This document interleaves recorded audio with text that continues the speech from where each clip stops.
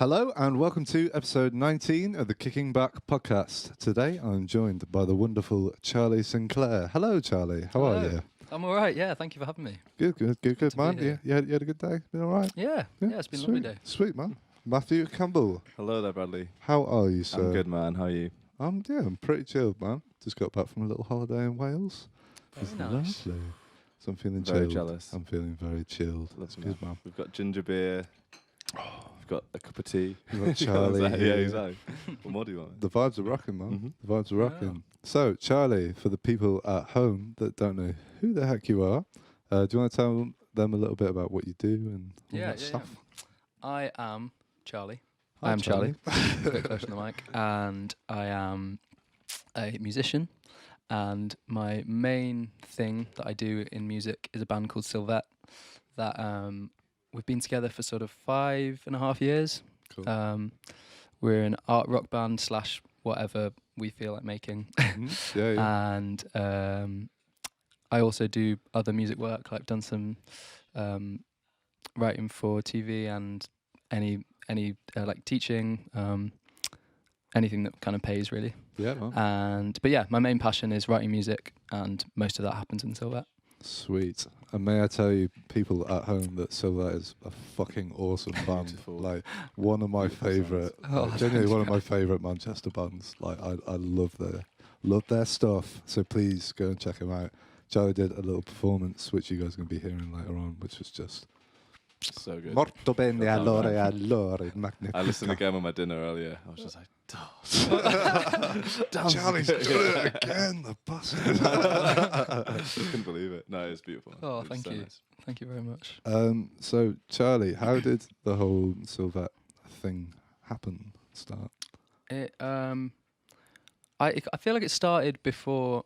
Well, the idea for it was there from when I was like 16-ish, and I just I wrote a lot of music at school, but I didn't really have anyone to kind of play it with or develop it with.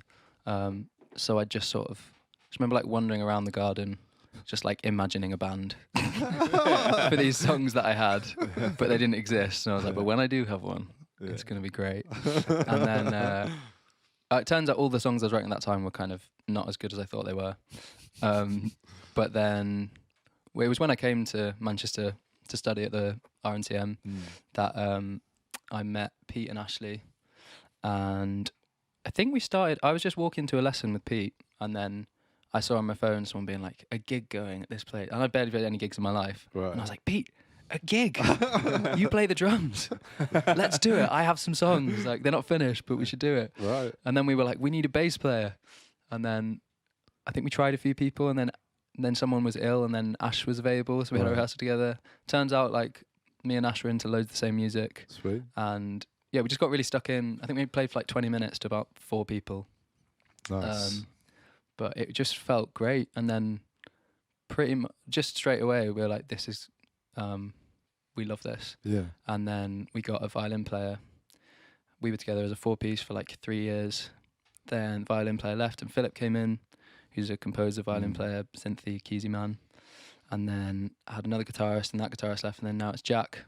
And now we've been as this lineup for like the best part of 2 years. Sick, man. And somehow we still all love it and feel passionate about moving forward with it, which is amazing. Yeah, that's great, man. There's so many bands that kind of stay together for a few years and just lose a bit of the momentum. Yeah. That's it. It's difficult. It's really difficult. I think we've had to consciously make decisions, a lot of difficult decisions, Right. and we had to like kick ourselves up the butt a few times, because I think it's really easy to get comfortable and to like, I think if you stand still too long creatively or in terms of just like moving forward with what you're doing, the natural thing is just being like, nah, let's, because it's hard. Like, you grow older and it's like, no one, like when you're in a small band, it's much easier when you're younger.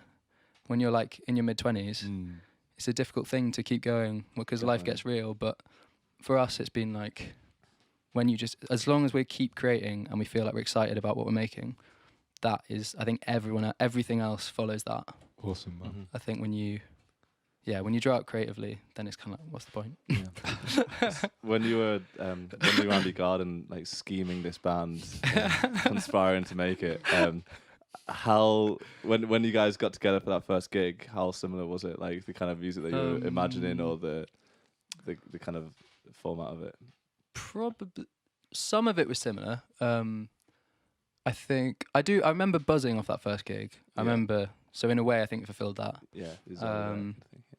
Musically, I feel like it changed musically quite quickly when I started playing with the guys, and just the music I got into kind of straight away started moving in different directions to what I was into as a teenager. And I think it's kind of changed all the time. But yeah, the first gig, it did feel like that. And then I didn't realise, I think in my head was like, right, we've done this gig now, and then next time there will double the amount of people. In 6 months we'll play Glastonbury, and then we'll tour the world. Completed it. Yeah. Classic. And then like 5 years later, we're like still scheming. But it's been a really lovely journey. Mm-hmm.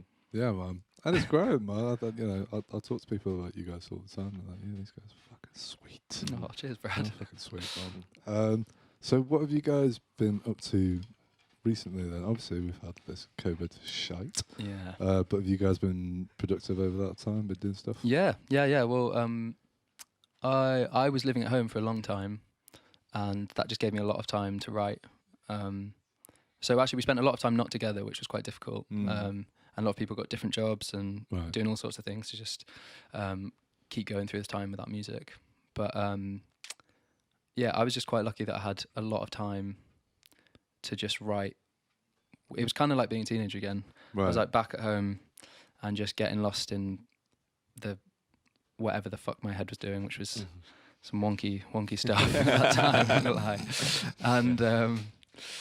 And it was nice to just be able to have the space and time to follow that. It was quite intense, and I was just like showing my mum endless ideas. Just being like, because I had no one else to show it to. I was like, do you like it? Do you like it? She was like, yeah. And I was like, but really? do you think it could be really good? And I just craving affirmation from someone. And then, but yeah, basically I managed to write the best part of the next album. Sick. And since we've got back, we've been rehearsing it and getting it together, and it's not. Yeah, I feel like all the groundwork for the album's done. Now it's just like rehearsing it, producing it, and so now it feels really good, and I feel glad that I went through that kind of insane stage where I thought I was like the best and the worst all the time. At least you got the best. Yeah. Because there are moments you know what it's like. You start working on something and you're like, this is it. This is what I've always wanted to do, and it feels great, and no one's ever done this before, and this is sick. And then 2 days later, you're like, this is shit. Yeah. No one will ever like so this. True, man. No one will ever like my music or me. My life is going to just be a massive failure. Yeah, well. And that was lockdown, like just ping pong. Right, it's bounced between. No, it's so true, man. Yeah. I'd burst out laughing at how amazing this piano thing was I just did, and then I'd just be like, suddenly I'd be like, no. Just pause my fucking eyes out. It's bizarre, isn't it? Yeah, It is, man. I think musicians in particular need feedback from people. I think you get so accustomed to it, especially if you go to a music college where it's every day, constant feedback, isn't it? You're always either playing or giving people feedback or whatever, and being in that. And I had a really, really hard time, like, knowing, like, being able to judge things for myself and be like, I can't tell whether this is good or not, because I'm so used to being able to bounce it off people, doing it on my own. And especially, like, songwriting, where it's even more subjective, or that sort of thing, yeah. So did you end up, like, having, like, friends you could share stuff around with? Well, I was able to send it to the guys in the band, which really helped. Yeah. I think the weirdest thing was having so much time between writing ideas and then actually recording them.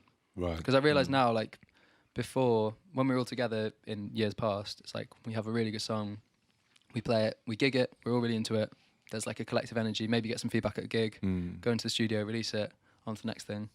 Whereas now it's like, I wrote a song 12 months ago, finished the demo, then like I would listen to it. This is what I did that was wrong, was I'd finish a demo and be like, think it's really good, probably listen to it once a week for 50 weeks, Right. and then be like, is it good? I wonder if it's good this time. And I'll go for a walk listening to it, be like, this is amazing. And then the next day I'll listen to it and I was like, it's awful.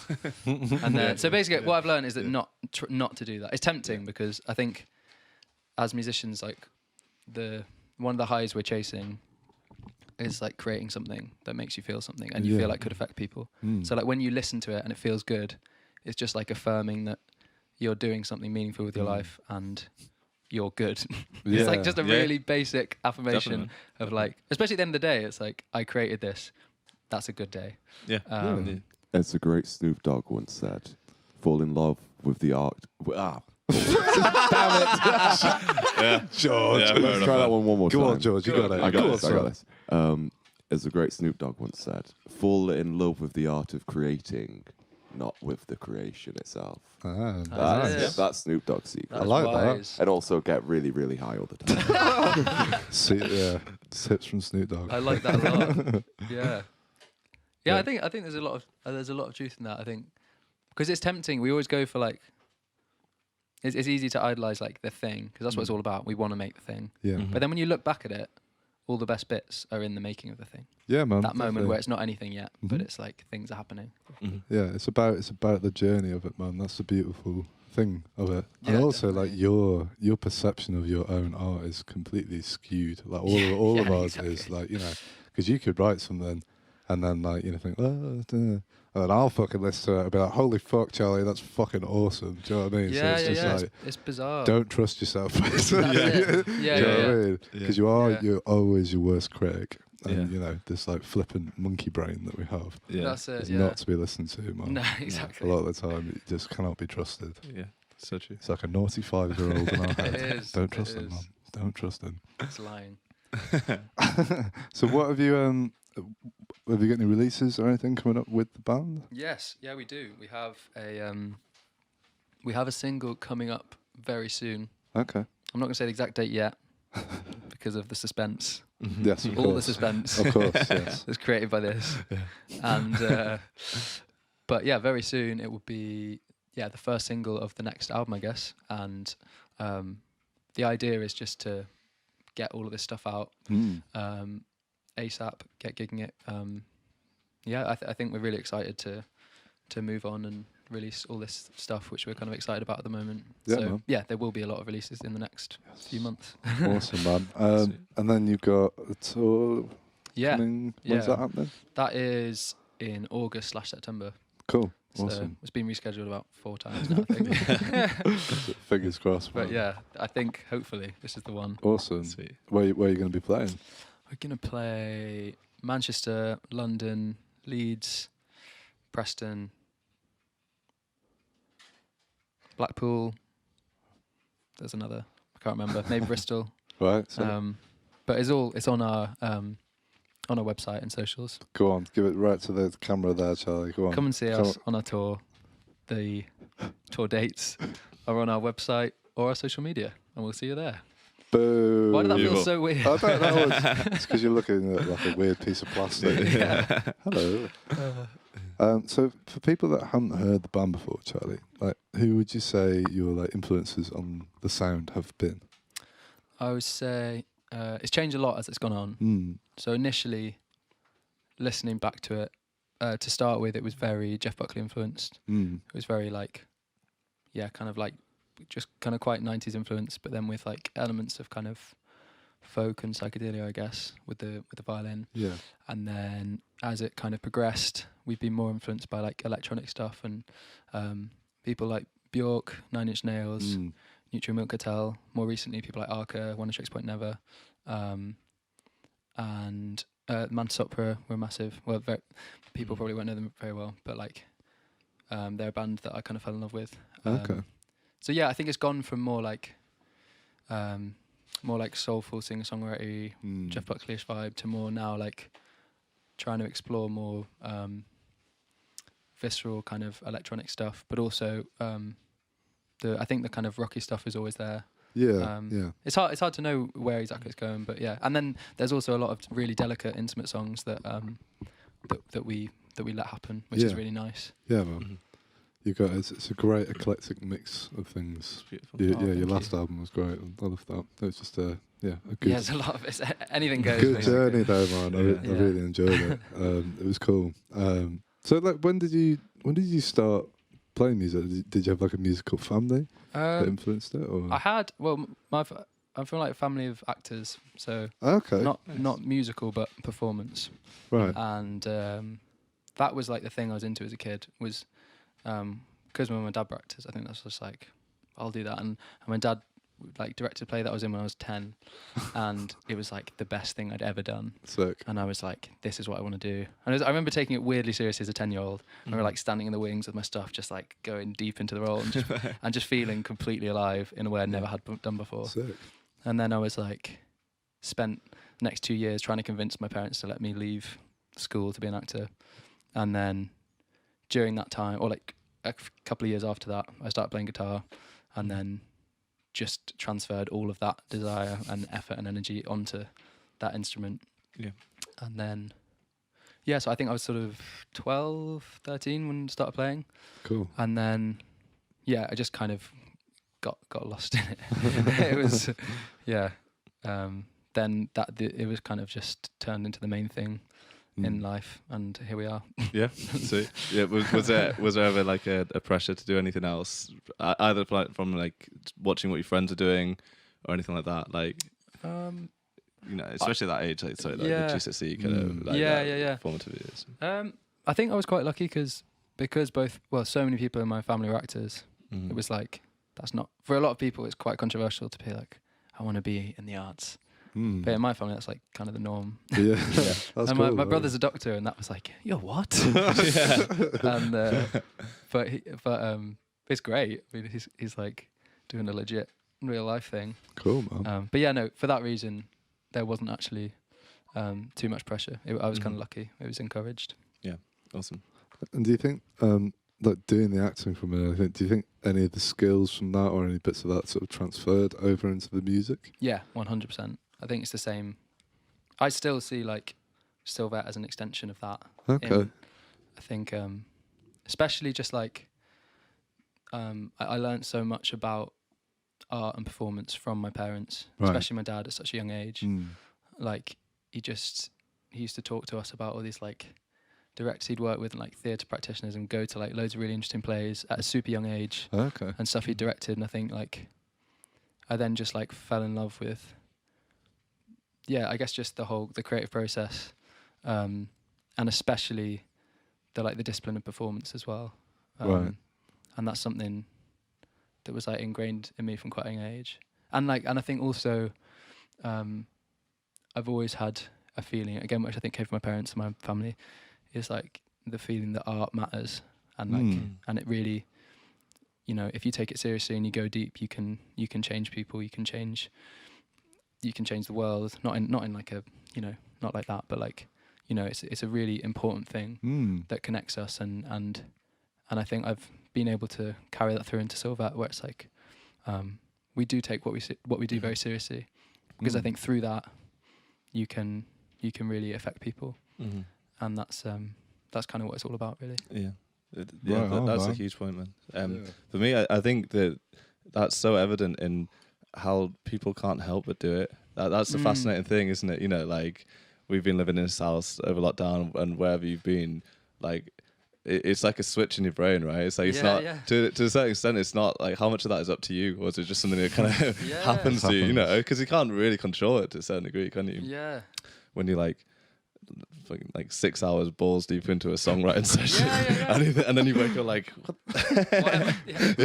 Why am I doing this? Yeah, but that's the beautiful thing about it. Like it's like something we've evolved to do. Like it's so necessary, that kind of thing. Like that's where the meaning of everything is at, isn't it? And like everything else, obviously, there's like, I don't know, day-to-day life, there's maybe slightly more important things, whatever. But you know, even if you work in a hospital and your job is to keep a guy alive, that guy probably wants to stay alive so he can listen to some beautiful music and celebrate music as an art form.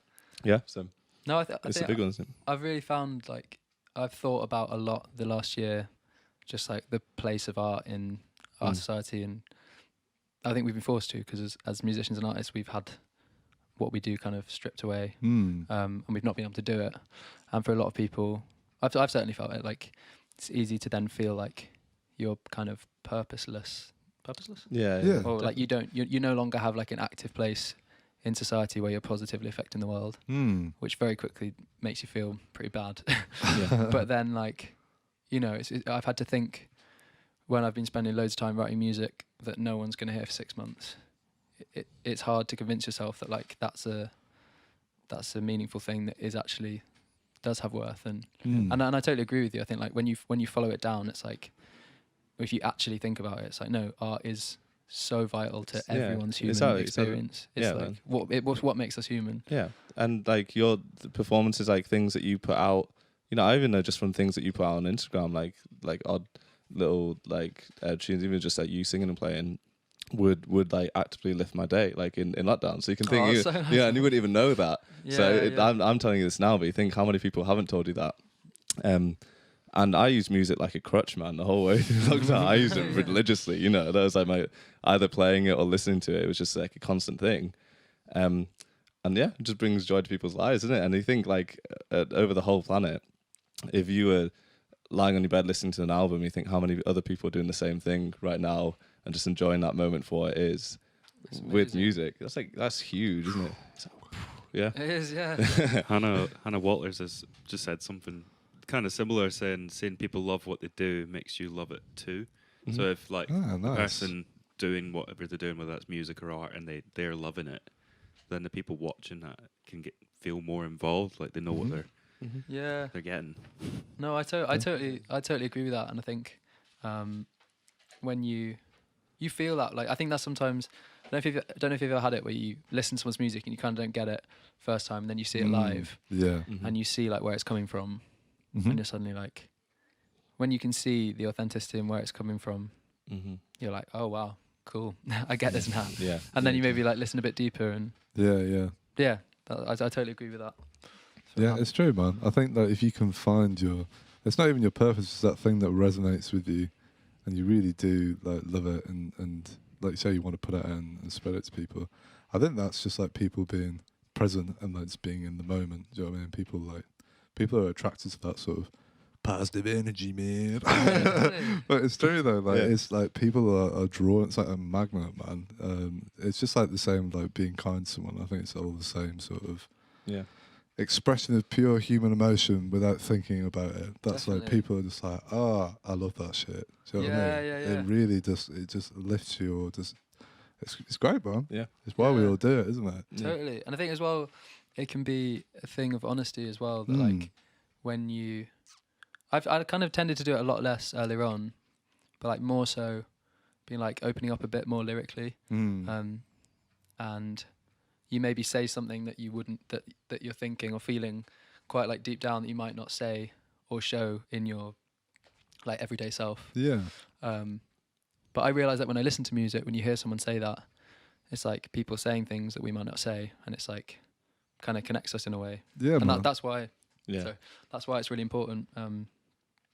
You know, like when you're a teenager and you find your kind of identity through what you listen to, it's like that's because you're connecting to that on a deep level, and maybe you're not getting that from like your friendship group or your, you know, it adds like another flavour to your life and your identity. Yeah, man, definitely. Yeah. And it's I equate it to the same thing as like, you know, if like one of your friends or someone that you don't know that well, when they like open up to you and spill the guts about something, it's just like you never in your life do you feel like, oh, what the fuck? What the fuck I don't want to hear that. Like, back the fuck off. We're supposed to be friends. Like, leave the feelings shit out, man. No, like, you never like that, are you? Like you always like, it's just like, oh fuck, man, this person that really trusts me, or like it's really beautiful that they can say that to me. And it's just the same with music, man. If you can like spill that expression into your art, that's where it's the same thing that happens, man. It's just an expression of that person's life. Yeah, but it's permanent. It's more permanent than day to day conversation. And like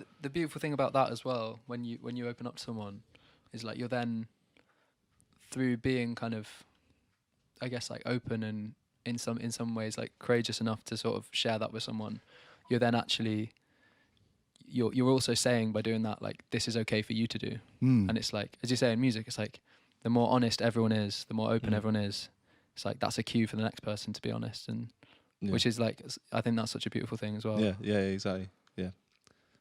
You know the Jeff Buckley tune, well, not, it's like he covered it, I Know It's Over, which is like such a sad song, like have you heard Jeff Buckley's version of that? Yeah. It's beautiful, isn't it? It's heartbreaking. Yeah, it's so heartbreaking. But like the line in that, which I just love, like hearing that come out of music, which I kind of sat and thought about when I heard it, was it's like, it's so easy to laugh, so easy to hate. It takes guts to be gentle and kind. That line, he repeats it and he says, "It takes strength to be gentle and kind," or whatever. But it's like, that's so true, man. The hardest thing in life, like the thing that takes real guts, is just being gentle and just being kind to someone. Yeah. And it is really easy just to like laugh at people or like kind of try and put other people down or whatever, especially if like other people are doing that same thing. But like, hang on, man. I'm gonna do the hard thing. I'm just gonna be nice to this person. Like, it doesn't matter who they are. And I think that's like where the real power's at, isn't it? That's where the real living is at. is just being nice to people and being like patient with people.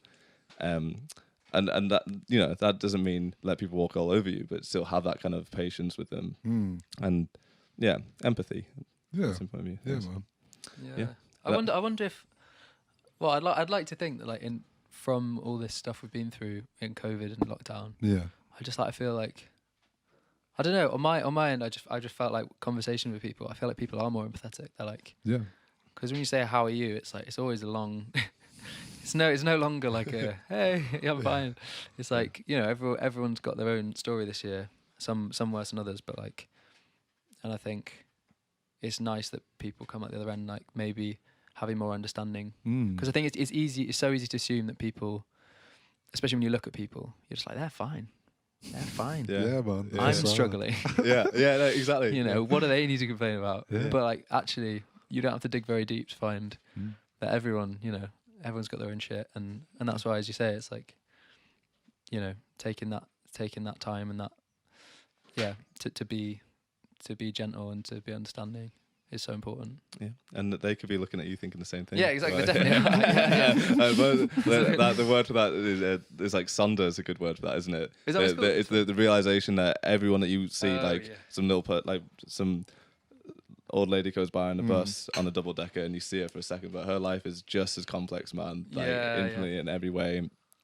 She has not maybe all the same thoughts, but the same range of emotions, and you know, it's like an equal thing of life. I don't think we're quite like there yet as being able to feel that all the time. But when you do feel it every now and again, usually it's kind of out of the blue, and usually it's like if you're up in kind of monkey thought land for too long, and then you kind of come back into reality, and you're like, oh, hang on, these people are just the same as me. Everyone has the exact same, and that's like, oh my god, you know, that's like feeling alive properly, isn't it? Yeah. That's how I see it. Man, it's a huge thought to tap into. Sorry, it's a huge thought to tap into. But again, I think that's where, for me, especially in cinema or in books, it's like I think that's what art's really good to give you a handle in, because like when you're in your own head and you're walking through the street, like you do see people as just extras sometimes in like your own thing. Yeah. But that's why it's so good in a film, because you get like maybe the main character is someone 40 years older than you, of a different race, of different sexuality, and you see their journey in like real detail. And that can happen in music and books, but then I think that's such a good exercise to get out of your own head and empathize with people. Yeah, man. And that's like, again, like why art is so important, because if you don't have that, like that's why art's been such an amazing thing with fighting so many like problems of like attitude problems in the world, and like and racism and sexism or whatever. It's because like you can present someone's actual experience. It's beautiful. It's good shit, man. We're going deep. We are going deep. Sorry, we can't help it. But this is what I mean, man. I've never gone so deep, because I was on a pretty surface level up until this point. Like I didn't, you know, up until lockdown, I was pretty much concerned myself with music and studying things and social life and stuff like that. But when you strip that all away, it's like, I'm gonna have to go deep. There's a lot of things to think through. So, I don't know. Maybe it's just me, man. But I think probably a lot of the world's going deeper than before when you're less distracted. You know. Yeah, I just hope that when life kind of climbs back into normal speed, it's not, people don't just drop that stuff by the wayside. Exactly. You know what I mean? Yeah. Because I definitely feel way more.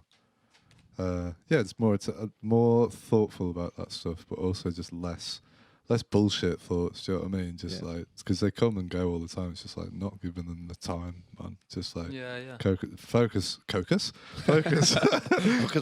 on like the present and like being creative and being loving towards someone, and like everyone. And when I say loving, I don't mean go like kiss them and all that stuff, but like just like be like. I think the best way to be loving towards someone is just to like give them your complete attention and just listen. Do you know what I mean? And just be that. Because then if you that, people just blossom. Like, do you know what I mean? People, literally just like a flower. You just like, if you just give someone a little bit of extra time, it's just like, poof. Yeah. And then you feel fucking awesome. Yeah. They feel fucking awesome. Everyone wins. And then it just spreads, man. Yeah. That's all it is. Just like, just get out your head. Because a lot of the time, the stuff that's going on there just really isn't that. Yeah. It's not that important, man. Yeah. Like, the problems, like, I do it, like, with the problems with editing and stuff, or like to say this thing that I've been thinking about, just can't figure it out. If I just drop it and just not let it think, it figures itself out, man. Like, you'll just be like on a walk or like in the shower or something, and then it just goes boop, and it just lands there, and you're just like, oh fuck, right, cool. So I didn't need to actually worry to make this, because this oven that I've got has been baking this shit, or I set the thing in motion there. It's already it's there then. So it's like all that worry and all that stuff before. It's just like, didn't even need to be there. Do you know what I mean? You're better off spending that energy outwards, like on other people, and you're going to create more beautiful things out of that. Yeah. Turn to people's ovens on, get those shit going, exactly. man, Exactly. So true. Do you find that with songwriting, like your song ideas tend to kind of just come to you in that same way, like out on a walk or in the shower or whatever? I wish I did, because I always think it sounds really cool as a story, but I've never actually. When I try and do that, it's always shit. It's always like, cause I'm like, I kind of need an instrument. Although when I'm in the midst of writing, if I hear a part, I'll often like be like I hear it first, and then I put it on an instrument. Yeah. But like I can't. I've got a lot of friends who are musicians can like wake up with a song in their head, or like can make a song while they're doing other stuff. But I need to be in a space. Yeah. But yeah, so it's definitely like, it's weird how you struggle for ages and then it's just given to you. Yeah. And you're like, man. thank you. Wherever that came from. And it's like, who you thanking? Yeah. It's like, I'll take that. I know, but yeah, it's weird. And I've also found like really helpful in the band is just starting to co-write more. Right. Like, because the first certainly like 3 or 4 years, it was like I was doing the main bulk of songwriting, whereas now, especially since having Philip in the band, we'll now write songs from scratch together, and that's like, just takes the weight off your shoulders a bit, and it kind of makes it more fun as well. Yeah, that's been another thing I've enjoyed. It's nice to have something to bounce off, isn't it? Yeah, definitely. You need that reflection sometimes. And just help. Yeah, it's like, help me out. Just someone to be like, yeah, what do I do next? you do it. Yeah, no, it's true, man.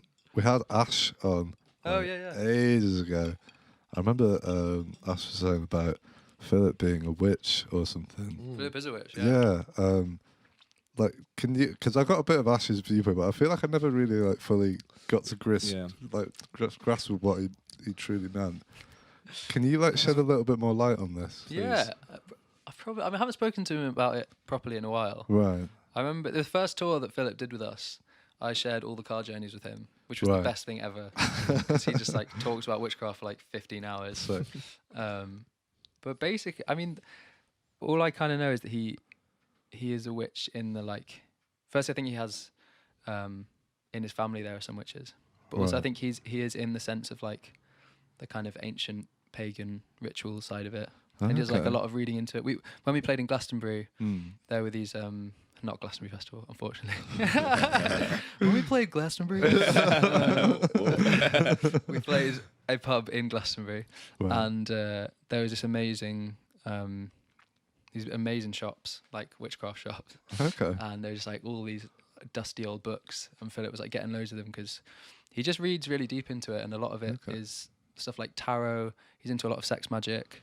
He's into a lot of ritual. He practices. Right. And from what I can gather, it's just sorry, I'm pretty on the outside of it, but like he gets a lot of kind of direction in life, and it's like one of the things he uses to kind of process where he's going and like. Okay. Yeah, I'm kind of on the outside of it. He's explained to me a bit. But it's very definitely get him on. Yeah. Do a witchcraft special. Yeah, that Halloween special. Wow. But it's really good for songwriting and creativity because there's so much like there's a big crossover with like Carl Jung. I don't know. He's like a OG psychotherapist. He's like one of the earliest people to study dreams and kind of invented a lot of therapy is based on it. But he was also like he was kind of like really really smart and really practical, but also had these really extra ideas that the witchcraft community like loved. Okay. I love his thoughts, the things that he talks about. But a lot of witchcraft is like based in that sort of thing, which is the idea of like archetypes and the collective subconscious. And so when it comes to creative stuff, it's like that can be really useful. Like we were talking about video ideas, and Philip can like, has all these ancient kind of archetypes or ideas that actually, when you think about it, it's like it covers everything. Like if you look at the ancient stories, everything's in there. So it's like whatever you want to talk about, there's kind of like this really ancient reference, which is really useful whatever you're doing. I found songwriting wise. Awesome. And does like Philip bring that in? So like with the lyrics and stuff, would like would he like alter something that you said no you could do it with this thing? Or? I'm trying to think if that's happened. We definitely on Kelpius we wrote that together, right? And there was definitely that was kind of helped steer it because like often I'll say like, oh well, what if we did this? And then he'll go like, well, that could be related to that, or that could symbolise that, and then it's kind of cool because it just adds layers to it. And yeah, I just really dig it. With that tune Kelpius, what's the what's like the backstory to what the lyrics are actually about? That one's just it's a story song, and it's just about like. I think we listened to the loop. We're like, this is cool. It makes me think of a cave. And then it's just like I quite like doing lyrically. I really like. Probably my favourite way to write, which I've done again recently with another tune that's coming out in the next few months, is like I love just like closing my eyes and listening to the music and just seeing what's the like first image that I come, and then as if it's like the first shot of a film. So like in Kelpius, it's like as the rain settled down, a stream forms, it flows through your feet. So it's just like the idea is it's just like this child who's like standing in a field and there's the rain's like just settled down and this stream flowing through his feet and he just follows it. So it's like leads you down through the hill to a gate filled with rust. It's delicate and weak. On the other side, the stream thickens and there's treacle on the bank, and it's kind of like it's leading him to a strange place. And there's like this sticky treacle, and he basically follows it in, and then just out of curiosity, kind of goes into a cave, and there's basically a kind of cult of incels that kind of live in the cave and worship there. And that's what collected Kelpius, because Kelpius was a cave that this cult in America. They thought it was the end of the world. It was like a very Christian cult. Oh, right. And they all followed this guy called Kelpius. And he thought it was the end of the world. It wasn't. But they all loved hanging out in the cave so much that they just stayed there. They stayed there. They eventually left. But they're like, the world's not over, but this is a really nice place to hang out. It's a nice cave. Was it like a sweet cave? I think so, yeah. Like the Bat and also, cave. yeah, I just feel like life was pretty shit back then. Right. And they were just like, well, let's just hang out in this cave longer. But yeah, in this one, there's like a cult of incels who kind of practice, and basically in their prophecy that they have written all over their walls is like this Messiah child who comes to end the famine years that they've been in. Right. And basically this child is unknowingly and unwillingly like fulfilling the prophecy. He's the Messiah child.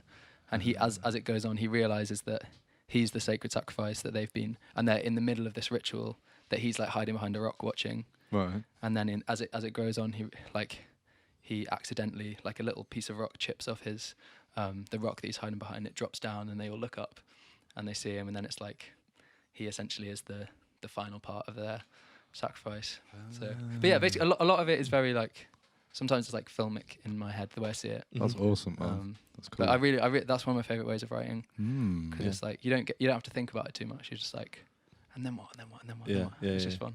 So would you like write a story, or would it be like you'd writing the story with the lyrics as it's happening? Do you know what I mean? Like, would you like write the story and then come back and like be like, right, we can turn that into that line and this, or would you just do like just the lyrics as it's coming to describe the images? I have done it before where I've like written a longer thing and then reduced it. Right. But for Kelpius and this other tune, 45th Floor, which is written like that, I've just done like a stream of consciousness essentially. You're just like what, and it's so fun because you just don't. The whole point of it is that you don't second guess yourself. You go and then what happens, and then what happens, and you just do it. And so you're just like playing it, singing it, and just like letting it out, or you're writing it. Normally, I've recorded the music, so then I'm just writing. Right. Yeah. But yeah, it's a really great way of writing, and it kind of opens you up to more surrealist stuff as well. Like this track, it's the second single we're going to release called 45th Floor, and that was like probably in the height of just like going insane in lockdown. And it was just like these kind of weird images that I was having in my head, and you just follow it, and there's no right or wrong, but it feels real to you, and you end up coming up with this imagery that kind of sums up what you're feeling in your subconscious in a way that you maybe don't even understand. But now it's been interesting looking back, especially for the video ideas, and being like, what does this mean? And you realize it's talking about my life, it's talking about what's going on, but it's like it's hidden under these images that just came from the subconscious, and I find that really interesting. Yeah, man. And is it one of those I've definitely done before? It's like of course. you write a song, and it's like however many months later the sort of the meaning comes behind it. Yeah. Is it? Yeah. I've had that. It's so strange. It is, isn't it? It's like the thing inside you wants to just be like, come on, man, just fucking talk like, about it already. Yeah, let out. It's just like seeping through the cracks. Yeah, just it permeates into things.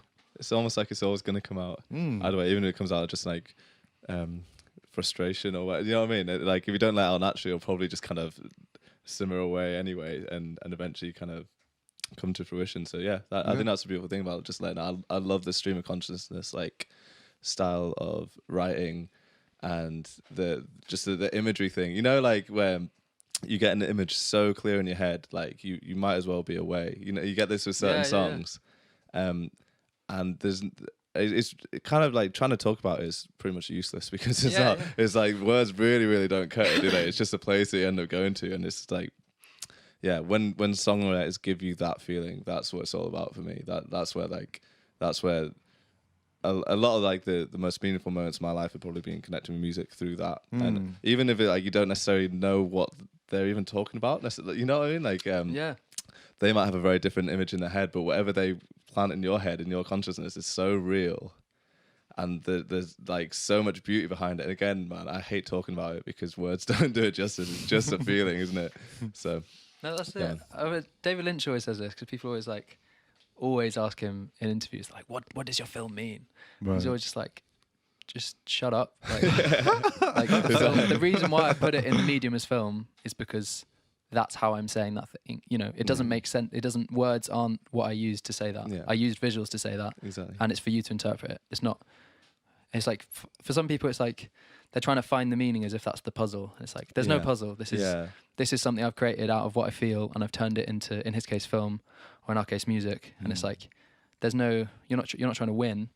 Like, there's no, you don't go, I've got it now. Yes. Got it. Yeah. Exactly. It's just like, you get to let whatever it means to happen. And that's correct. That's, you know. Yeah, man. There's no. And it's good to try the words point to it. But if you try and actually define it, you end up just looking for like, the longest possible like synonym for whatever the kind of thing you're going for is, you know what I mean? The most, I don't know, complex way of saying heartfelt or something. You just go like digging for these words, but then those words end up just like leading you, you know, they're all just pointing at something, but God knows what that is, man. I don't want to know. You would never know anyway, you know. What's the point in knowing? You just feel it, don't you? And then yeah.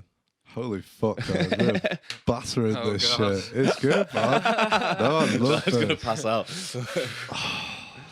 Man, we're fucking smashing it. Yeah. Going into the art. Oh, I love this. Oh, creative talk. It's wonderful, man. I'm meant to do James Whitted in my ear, so I've got to do a little plug. So we're going to be putting on our next Rec Rooms live gig. Am I going to be talking over this? What's happening?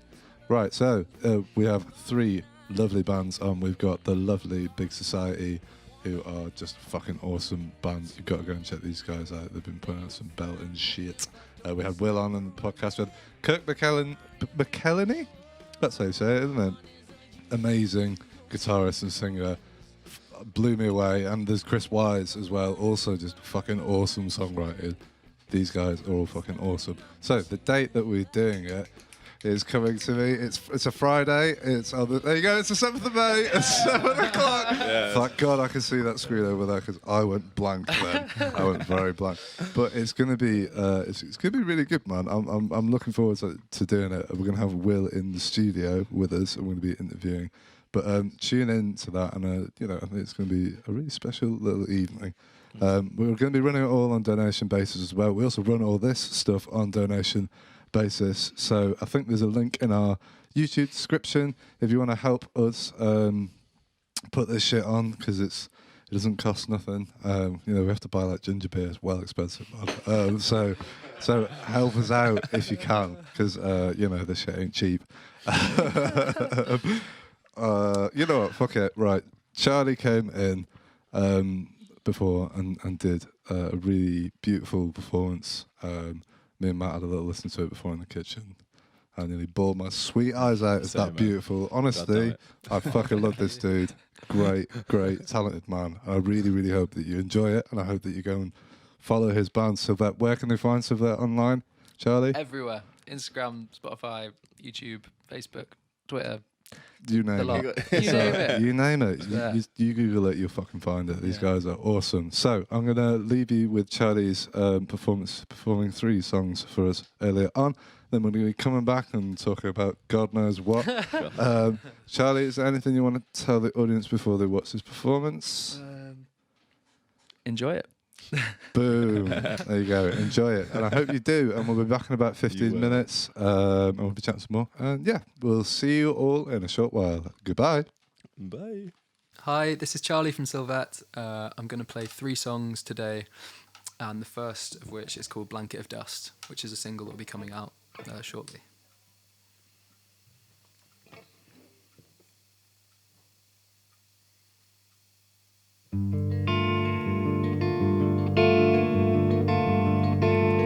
Constructed a life in which you feel no pain. Let the sycophants be your comfort when every year seems the same. As the blanket of dust, it thickens around your soul. She analyzed your defenses, found a gaping hole. The drum beats louder now. Oh, the drum beats louder now.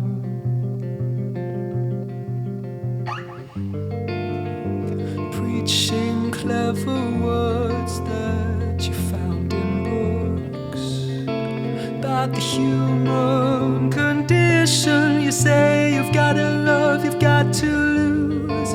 They don't know that you've never really felt it. They've not seen your temple of fear.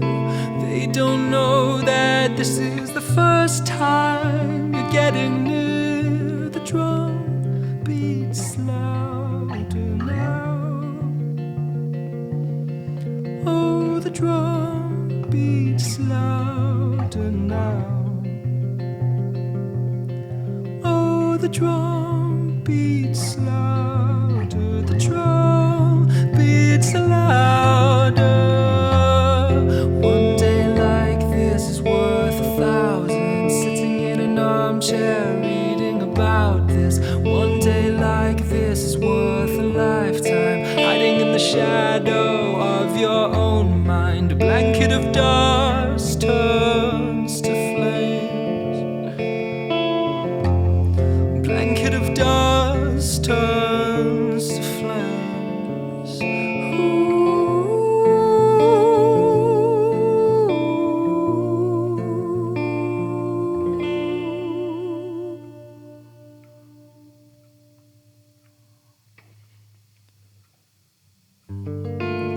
Now the pain that you're feeling is vivid and true, not like empty room, the drum beats louder now. Oh, the drum beats louder now.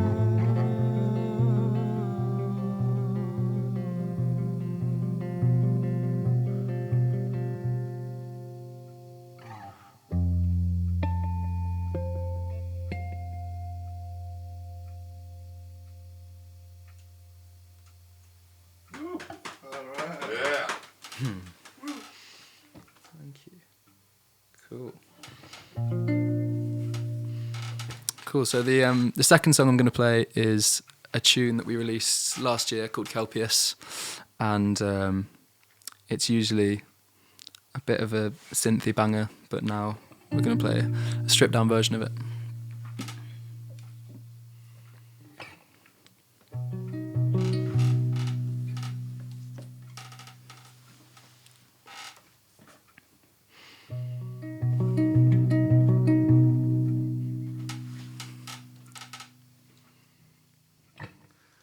As the rain settles down, a stream falls, it flows through your feet.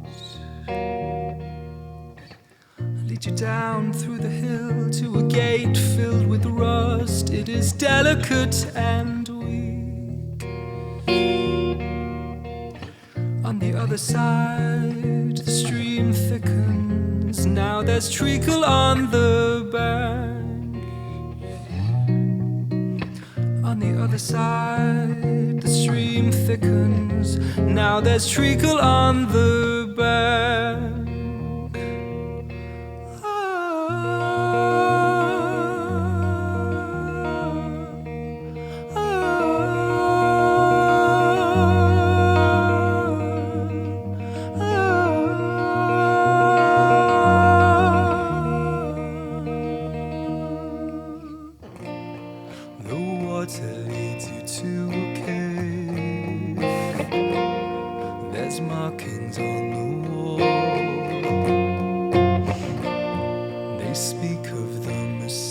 Child that would stumble through their door.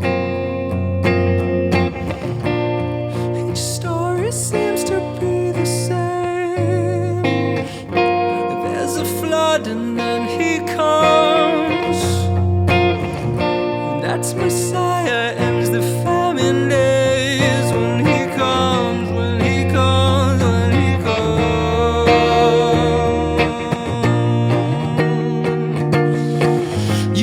Love me when I'm dead, and you will smile as I fall. Now my bones they fill with lead. I'm yours. In the cave a fire burns, men gather. Now they're kissing the floor. In coloured robes they join the line to bid farewell to the life they knew before. The piece of rock on which you lie splinters as your leg shakes with fear. A single pebble hits the floor, reverberates. Now they know you are near.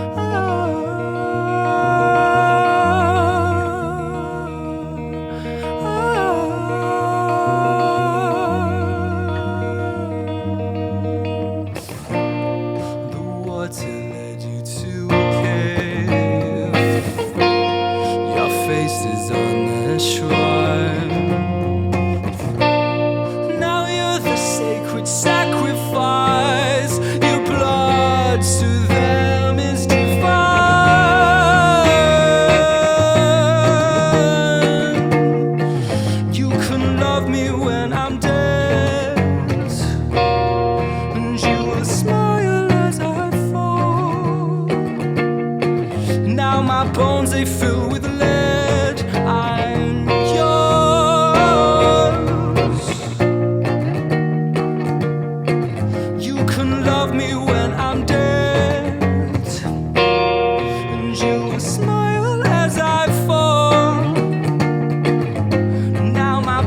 fill with lead. I'm yours.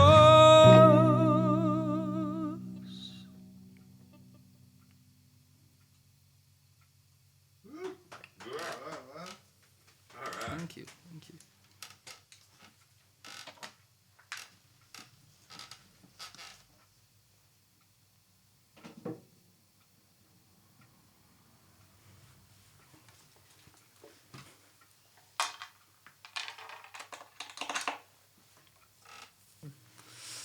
This is a song called Divide Myself, and it is the final track on our second album that is usually performed by a wind quintet and voice. But yeah, so this is a stripped down arrangement of it.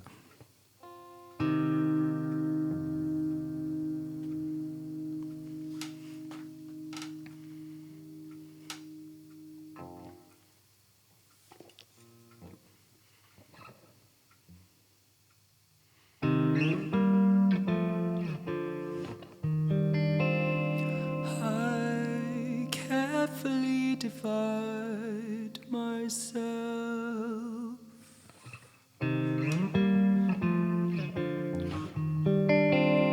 a separate piece for all the things I love. I store too many in you when your touch defined peace. Didn't leave enough for myself. Be careful when you breathe in slow motion.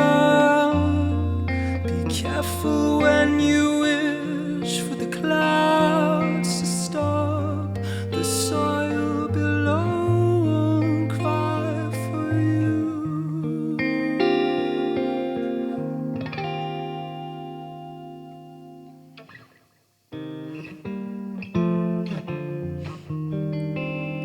So strange to see you lying there.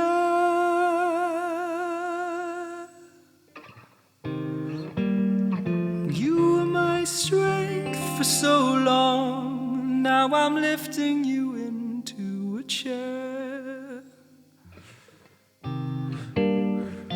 I seem to need you more and more each day.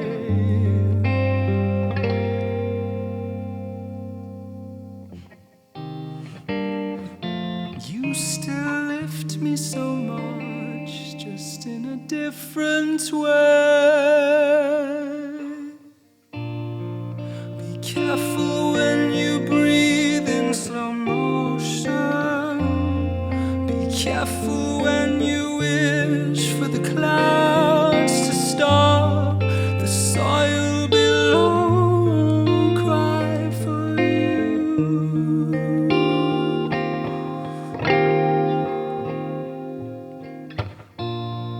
The things you feel define you will vanish. The moments that you cling to will dissipate, but meaning will seek you out again.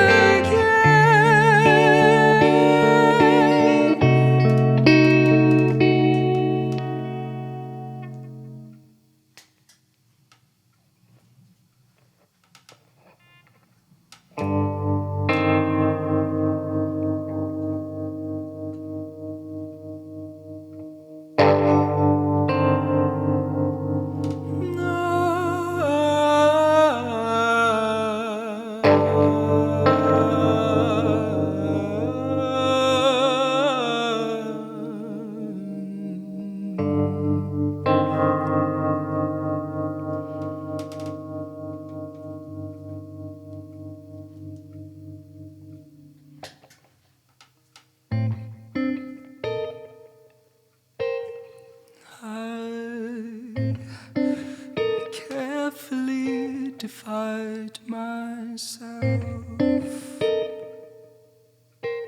I carefully divide myself. I carefully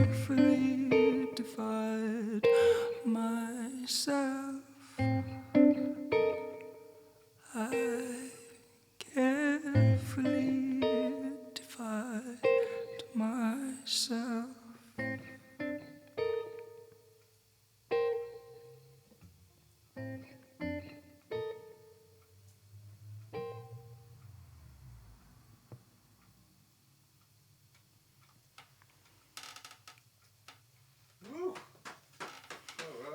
Thank you.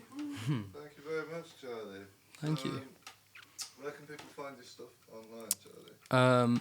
Sylvette is on Instagram, Spotify, YouTube, all the usual places, yeah, and www.sylvette.co.uk. Awesome. Cool. Thanks very much. Great, thanks for having us. Hello and welcome back to episode 19 of the Kicking Back podcast. You just heard some beautiful music from our guest today, Charlie Sinclair from Sinclair from Sylvette. Charlie, thank you so much for coming and doing that performance, man. Oh, thanks for having me. Really beautiful, really beautiful. Another one that was just a fucking delight to edit. Yeah. It's Oh, like, thank you. yes.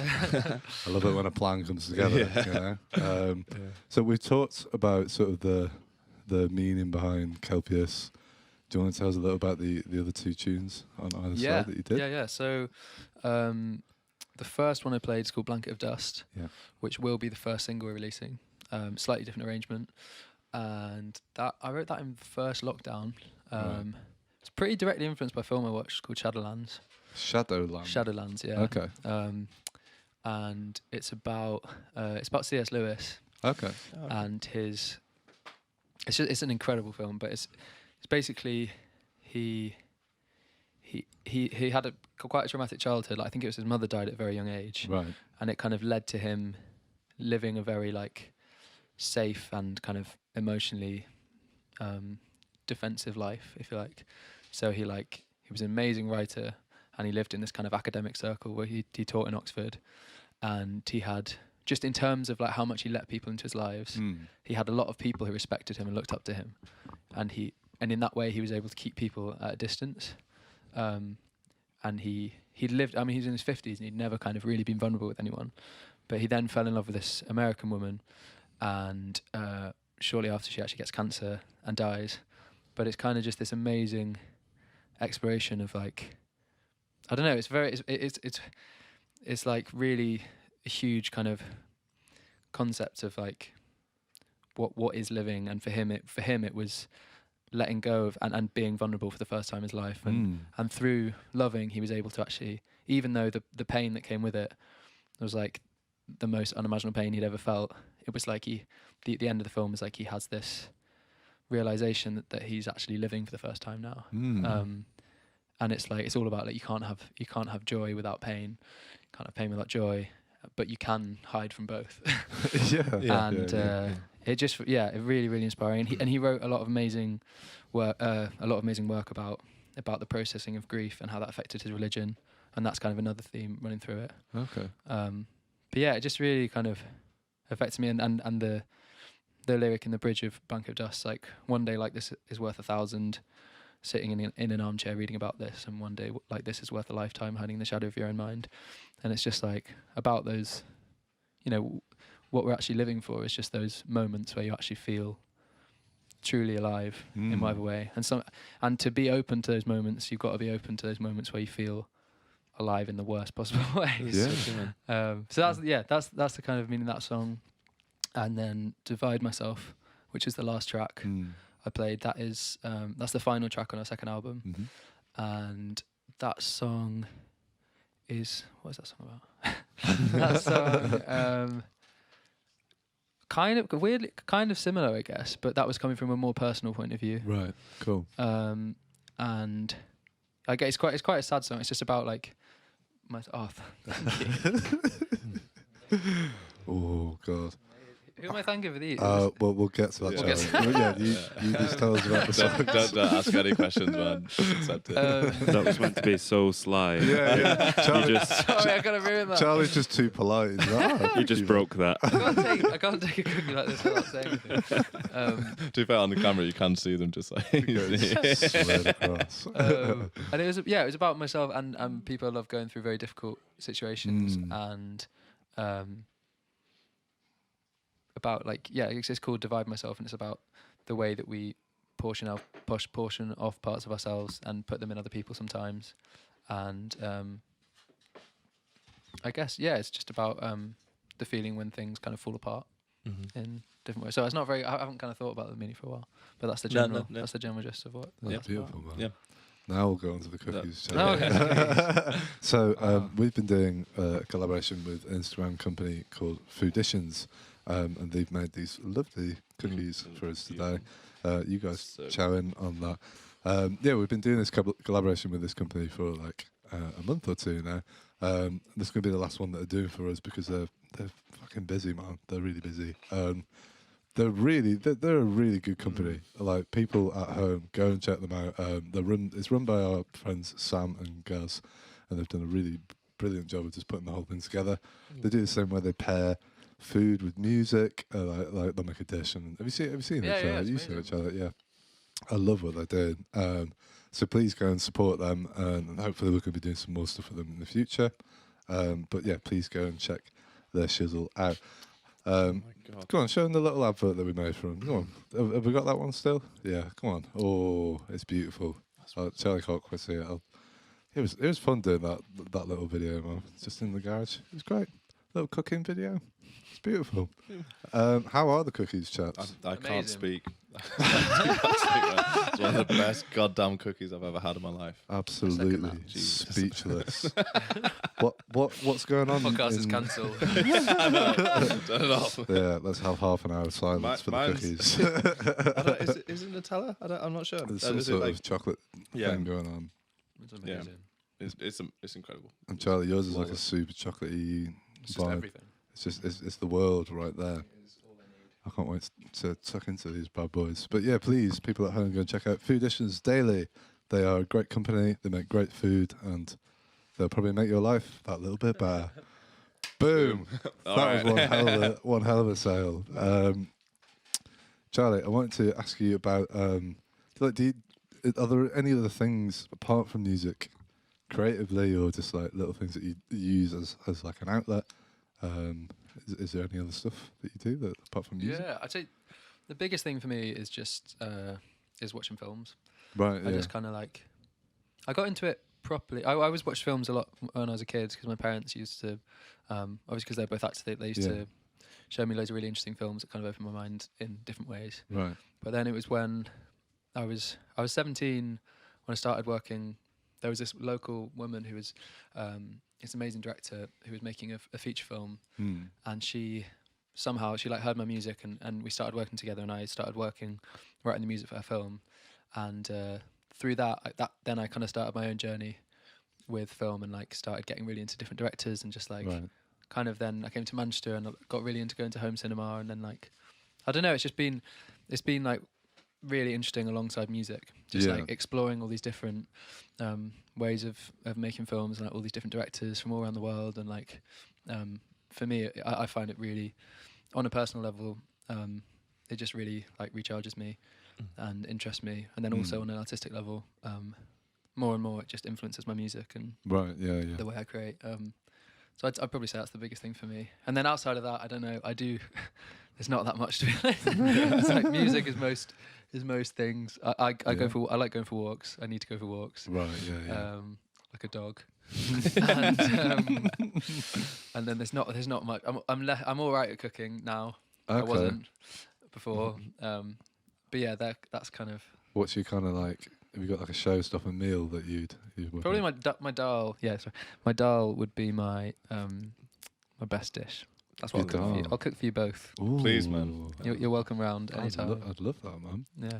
What, like a veggie dal? Like what's it's just like a vegan dal thing. Sweet. That kind of stole some bits of it off my friend's recipe that tasted better than mine, and then now it's somewhere in the middle. Nice one. I love cooking for other people. That's like one of my greatest joys. Nice, just what a beautiful way to spread your love, man. And with it, it's true though. Like, you know, like I make sandwiches very occasionally, but then when I go home and my mum makes me a sandwich. It fucking tastes awesome, man. What is that?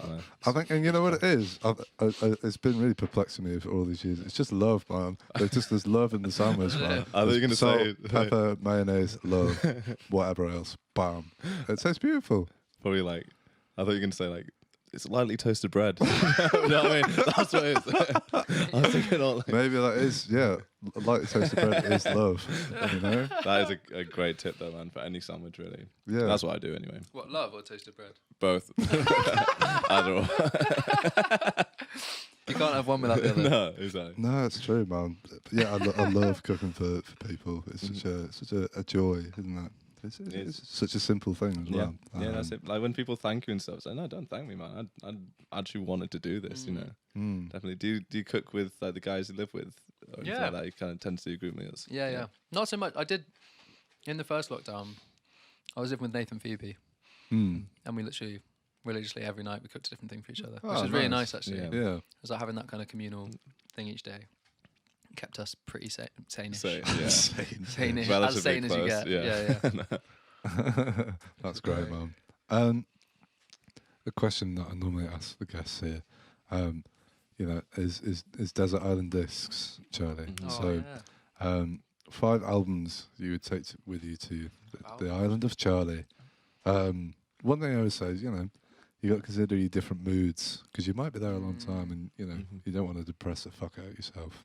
That's so true. It's just it's to balance it out. But yeah, are there any particular albums that stick out in your head that you would take along with you for the ride? Yes, I would definitely take. I would take Neutral Monk Hotel's album In an Airplane Over the Sea. Okay. Just because that always has been my number one album. That's kind of like my mantra for life in an album, if that could be a thing. And I just listen to it to realise who I am again if I ever get lost. Right. It's that album for me. Right. Okay, 5. I'd probably take a 9 Inch Nails album for when I'm feeling really angry. When I can't make a fire or something, which is probably most of the time. Maybe take The Fragile because it's there. Okay. It's like 2 hours long or something. Oh, really? So you get good. You're getting a lot out of one album. Yeah, because I mean, I guess if you're on a desert island, you want a lot of tunes. That's true, but if every album's like half an hour, you're gonna get bored pretty quickly. So maybe double albums is a good thing to go with. That's not a bad shout, you know. I've been really loving Moses Sumney's second album called The Grey. I don't think I've listened to that one. Which is a double album. Nice. So might just take that. Yeah. So it's kind of and there's a lot in there. It's very dense, right, musically and lyrically, and but yeah, that I'd definitely take that. He's just one of the most incredible vocalists of our generation. The way he just like sort of floats around. It's scary, isn't it? And it's like scary. And I found for me as well, like he really inspired me as a vocalist because just like how much he just doesn't give a fuck. Because I think at music college there was often like, as much as everyone was pushed to like push their musicality. There's also, I think in the music community a lot, there's this thing of like, yeah man, be tasteful, like don't do too much, you know. And everyone's always like, come on man, just like be appropriate. And he's just like, no, fuck you. I'm gonna sing whatever I want, and it's so like liberating to listen to. And maybe sometimes it is a bit much for some people, but you're watching someone who doesn't give a fuck, and that's so inspiring. And you hear it, and occasionally like one of the runs will just hit, and you're just like, ugh. Yeah, exactly. And it's nice, and also just like exploring the different parts of his voice as an instrument. Like he'll be like way down in the depths of his voice, and then he'll suddenly jump like 2 octaves, and it's like listening to a tuba than a flute. And he uses it like an arrangement, and it's just. He doesn't. There's no rules that he follows vocally. Yeah, he's got like a whole orchestra in his voice, just ready to go. It's amazing. Yeah, you just let that. People just let it flow out of them as well. You know, that they're just not giving a fuck, because there's a different level. You can go around telling people you don't give a fuck, but to actually not give a fuck, you know. And it's amazing. And I'm sure you've had that I've had that playing guitar where you actually notice that you don't give a fuck anymore. But then suddenly it sounds 100 times better. Yeah. Just let it loose, man. Fuck you. And doing that in front of people, because people like that. People like, you don't have to be tasteful in that kind of way. That there's a really weird thing that floats around musicians of being tasteful, which ends up, to me, just kind of it just becomes kind of boring. Or it's basically you could just interchange that for like holding back or not letting it out the right way. So yeah, Moses Sumney he's so good. Like, he's so good. Try and sing along every now and again. Yeah. So, okay. Maybe next time. Maybe next year. Any other ones? Was that only 2 records? No, 3 records. Those 3, yeah. I'm probably just going to go with albums I'm into now because Yeah. I have that thing when everyone goes, what music do you listen to? And then you forget all music ever. Yeah. Apart from what you've just been listening to. So I probably go with, at the moment, it's pretty, I'm not sure, and it's quite intense for Desert Island, but it's Arca's self-titled album called Arca. Right, I've never listened to Arca, so what's the vibe of Arca? Just complete chaos in the best way. She's a Spanish producer, and she produced FK Twigs' second EP and co-wrote it. Yeah. And then I think she's got a production credit on Yeezus. So like pretty like high profile stuff. Yeah. And then just started, again, this is someone who doesn't give a fuck. Probably like in the most, probably taking it even further than Moses Sumney, because a lot of it is like unlistenable. Like she just released an album with 100 songs in it, and it's like 5.5 hours long. Whoa. She just writes music all the time. Right. And this record, she made it, she also co-produced a lot of Bjork stuff. I think the latest Bjork record she co-produced and wrote and featured on a lot of the tracks. But yeah, and that through working with Bjork, she was inspired to sing. Right. And she's a trans woman. She at that time, I think she still identified as a man. Right. And her like artistic journey has very much reflected like her personal journey, which is kind of incredible. And that record, she's got this beautiful, deep, like almost kind of like sounds baroque, the melodies. Okay. And then you've got like screaming feedback guitar and this like insanely chaotic, visceral electronic beats. And it's like, it's one of those electronic producers where it feels so real and organic, like acoustic instruments. Yeah. But equally, every single drum sound, every single synth sound, I can't place it to an instrument or a drum. None of the drum sounds sound like they came from a drum machine. Right. And I was like, well, have you sampled every note? Is all of this music original? It's like with Aphex Twin. It's like, have you spent 6 months making your own orchestra that you then use, and it sounds like that. Right. And it's kind of like, I found it very difficult to listen to at first. Right. And it's one of those, as you chip away at it, you just notice more and more and more. So I'm well into that at the moment. Yeah, awesome. Is that 4? That's 4. We've got 4. One more sweet little album. I feel like I definitely need a chilled album. I know that, man. Really manic. Yeah, you got pretty intense. when the boat finally pulls up and like, where's Charlie? Just like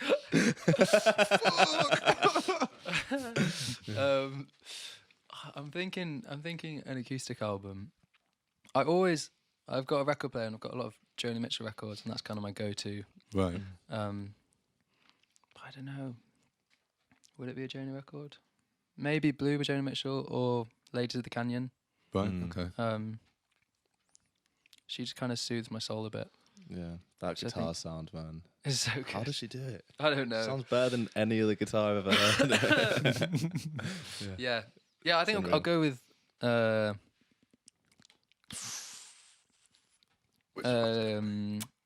Ladies of the Canyon. Okay. Cool. Yeah. Was that earlier? Was that like before Blue? I think so. Yeah. Cool. Just an amazing record. Mm. She's still it still confuses me that she did that. Like just as a guitar player, you just think like she had no internet, she had no like where did she learn to play like that? Where did she learn to do those voicings? No one, and no one's done it since. Yeah.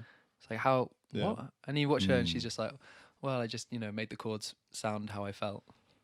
Yeah.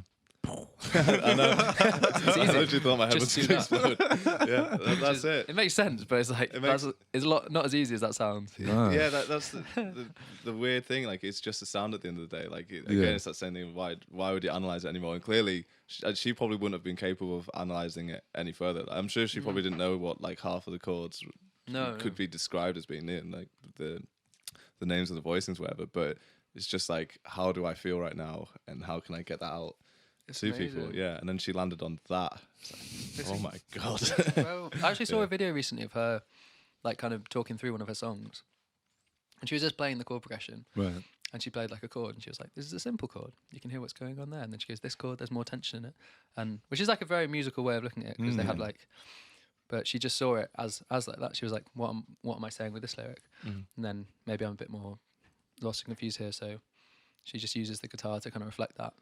Yeah. But to do that, to be able to do that, and then make it all make sense. Yeah. In every other way. Yeah. To do that, to do that in like a jazz improv is one thing. Yeah, exactly. But to like craft it into beautiful songwriting. With those lyrics as well. Yeah. Oh my God.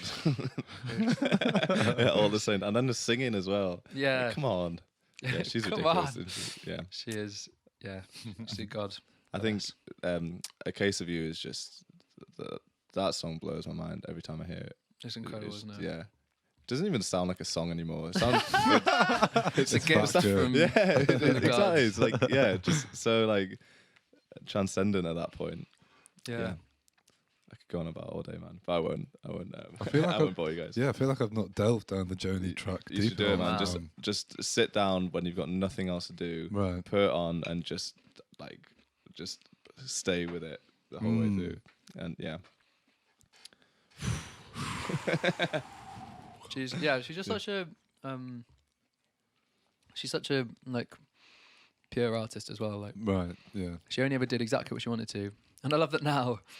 She's like, her opinion is like, the music industry's fucked, so I'm not going to participate.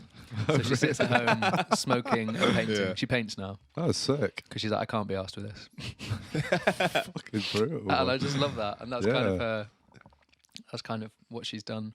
And she was always moving as well.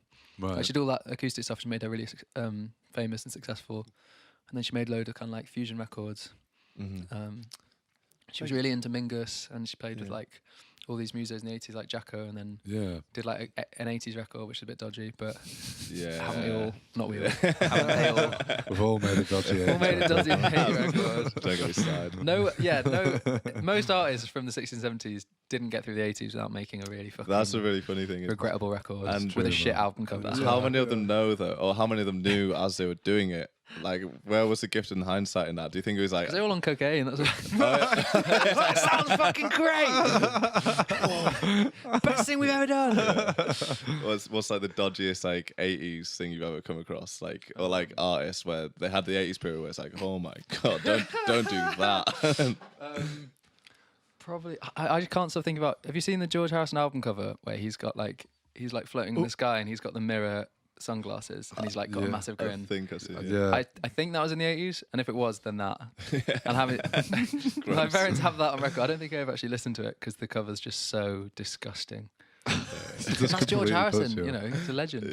Yeah, But man. it happens. Yeah. It happens. I wonder as well, like at the time, because obviously, like the transformation of the sound was like the bringing of all these new synths and all this stuff, which probably sounded fucking awesome at the time. Yeah. But it's so funny how it. I wonder, like when they were listening to it at the time, because it was such a new thing, they were like, "This is fucking sweet, man.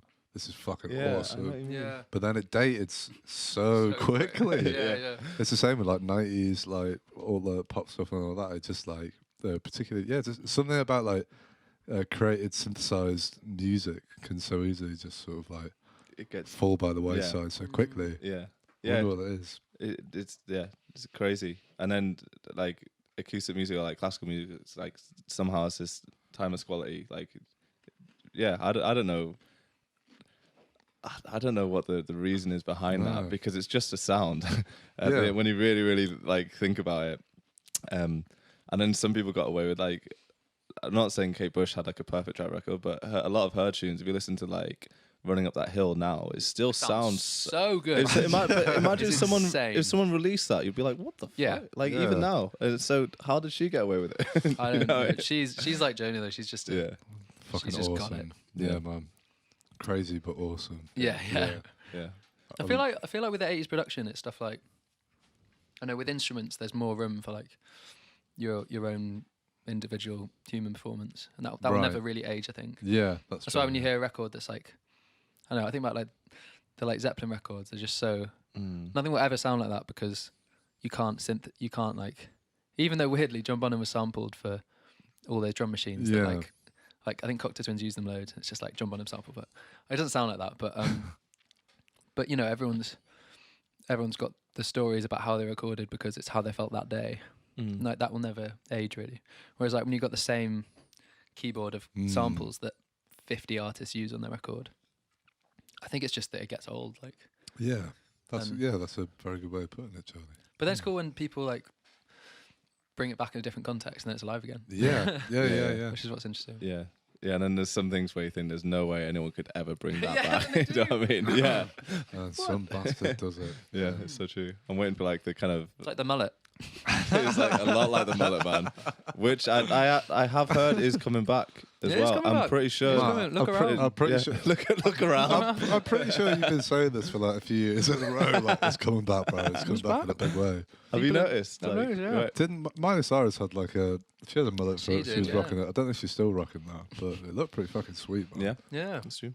I love that, just that era of like hair and just you know the big fucking. It's great. It's beautiful, man. Yeah. Why do people do it these days? You know what I mean? The perms. It's all about the perms. The perms were awesome. Bring back the perm. You should have been born in the 80s, though, right? Like that. You seem like a child of the 80s. Well, born in the 70s, so I can. Yeah. Sorry, that's what I mean. in the Experiencing the 80s. Yeah. What about you, Charlie? Do you feel like you're 90s. 90s? Every Yeah, time I would have said that. Right. There's so much good music. To have like, I don't know, to have like grunge and Britpop and trip hop and alt rock and all at the same time is just amazing. The dream. The dream, yeah. Is there an artist that you wish you could go back and see like live?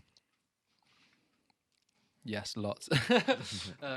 Who would you pick? Probably either Jeff Mangum from Neutral Milk Hotel or Jeff Buckley. Two Jeffs. The two Jeffs. Two Jeffs, man. Probably more Jeff because Jeff Buckley because he's dead makes it more. Makes me want to see it even more. Also, just because his live shows are so unpredictable and like so not like the record, which is amazing. He had such a freedom when you watch him perform that I love. I really love artists like that now. I think maybe when I was younger, I wanted to go to gigs to like, you know, when you're a teenager, you just want to go and like get bladdered and just sing the lyrics. That was like the ideal gig. And the crazier it is, the better. And the more like you're chasing that moment. Yeah. But then now it's like, I feel more like I want to go and see something that feels really like in the moment and really fresh and like really spontaneous. Yeah, definitely. And I felt that recently when gigs happened.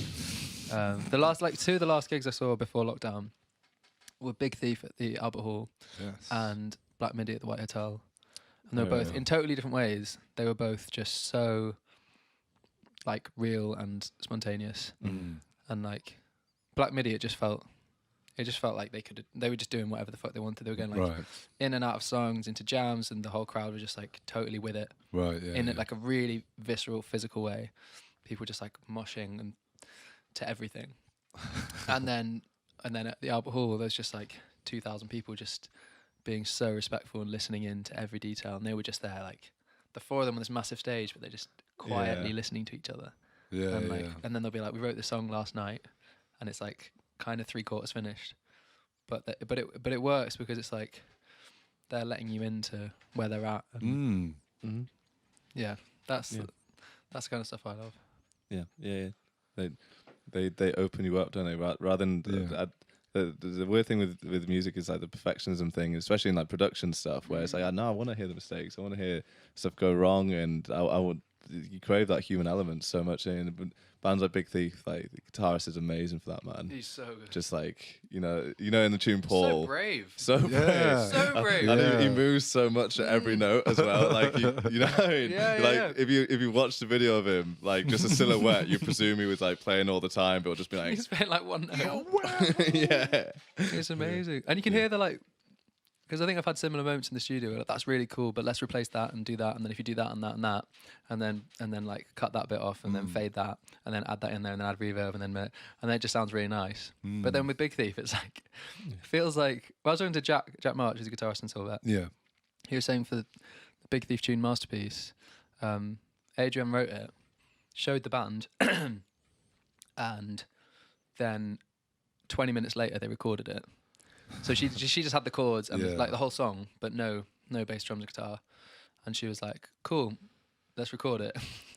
And it was like the first time they'd played it ever together. She just showed it them on the porch, and then they came inside, recorded it. Yes, I love that tune as well. It's sick. It's so sick, and you yeah. can hear it. And then the guitar solo is just like him. He said it. It's like it's the sound of him shitting himself, not really knowing what to play.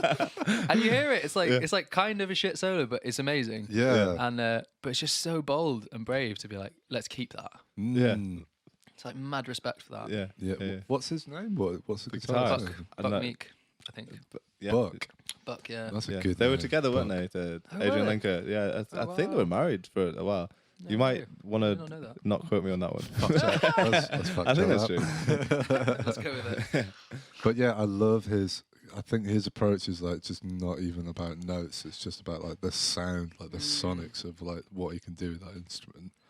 So it's just like the notes don't even fucking matter, man. It's like particularly in that tune, it's just like it's all over the shop harmonically. It doesn't fucking matter, man. Yeah, it's just exactly. like it's just happening. You know? It's just like I love that. It's such a interesting way to like just flip the instrument and be like Totally. throw the rule book out. Just be like, He's a proper guitar hero of our generation, I think. yeah, man. He's cool.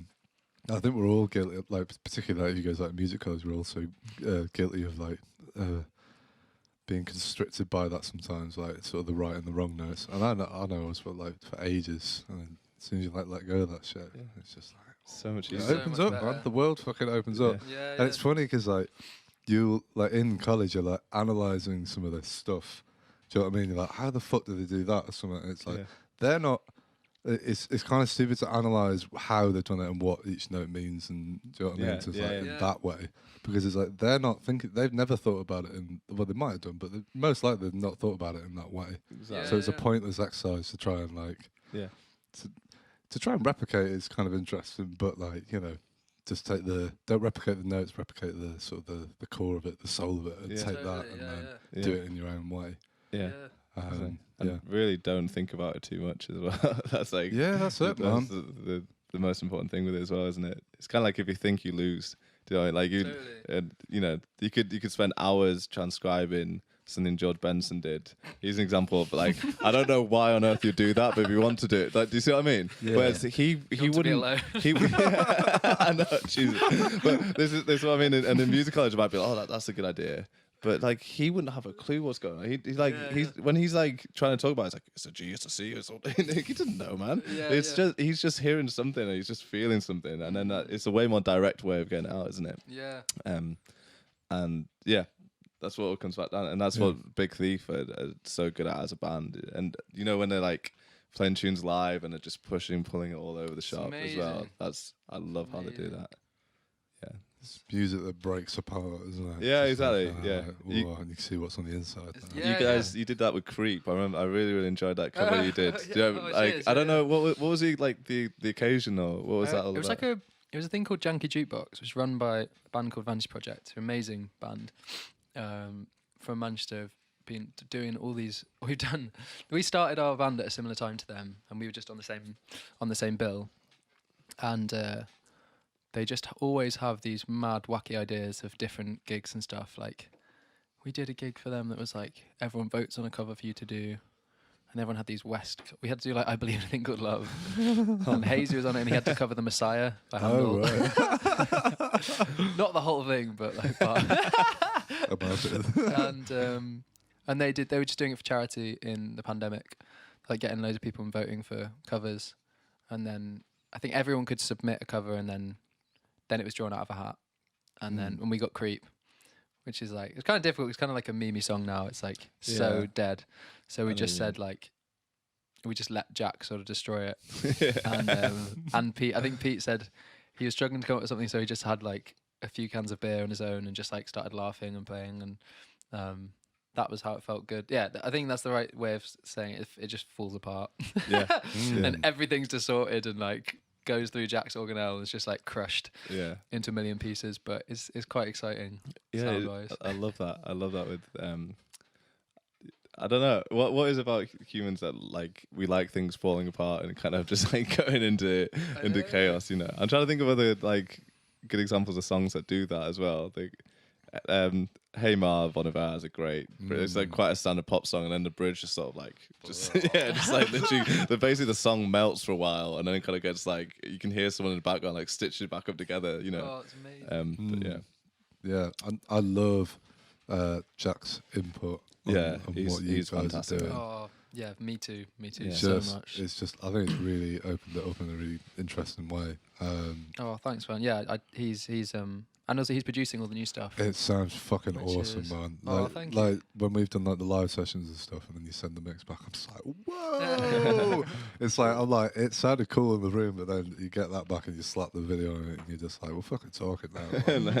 Like, it's beautiful. Yeah. It was like that with the is it the 9 Inch Nails cover we did? Yeah. I'd love doing that video. That was just so fun. the one take. Just there's something so magical about that. Like, it all just kind of lines up. Like, you guys get the right take, I get the right take. That and was it's it. Yeah, sort of- that really happened on that track. yeah, man. I remember we were like super tight for time on that one as well. And it's just like, right, we just got to fucking just We're get gonna it. do it. It's like, it's the last one, and we've got to fucking do Oh it. yeah, I Like, forgot that. yeah. Yeah, because we spent the whole time doing Kelpius, and then we're like, we got half an hour, so we just kind of rushed it. We're like, we'll just play it, and we did it. And I don't even think about it at the time. No. We're like, oh, that was cool. And then it was like the next few days. Oh, actually, when we put it out, I realised it's been like one of the best things we've done. For whatever in that moment, it Yeah, just yeah. happened, and we all just love it. Like Yeah. it just happened for whatever reason. I love that, man. Yeah, I love that. That was a cool day. There is something about the one shot style that I love. There's just another layer of like intimacy to Definitely. it. Do you know what I mean? Definitely. You're just with it as it's happening, and you kind of wanting to see what's coming next. Do you know what I mean? Yeah. It's like and it's not even up to them. It's like it's up to me. But I love that. There's something. And for ages in my life, I was trying to figure out what that thing was, because it's a similar thing to like when you're jamming and it's like a fucking awesome moment. Everyone's like, oh. Same feeling that I get when doing like filming the one shot, and it lands in the right way. And I realized, it's just like presence. It's like everyone was like in the moment, and something That's just goes it. boing, and it's just like it's there. That's great, it. man. I love it. really feel that what you captured in that video. It's like when you go around and you feel like, as you say, everyone's in the same moment, and you're right in the middle, and then it really feels like something's happening there at that moment, which is, and I think you captured that amazingly. Thanks, Charlie. That was beautiful. Jack's.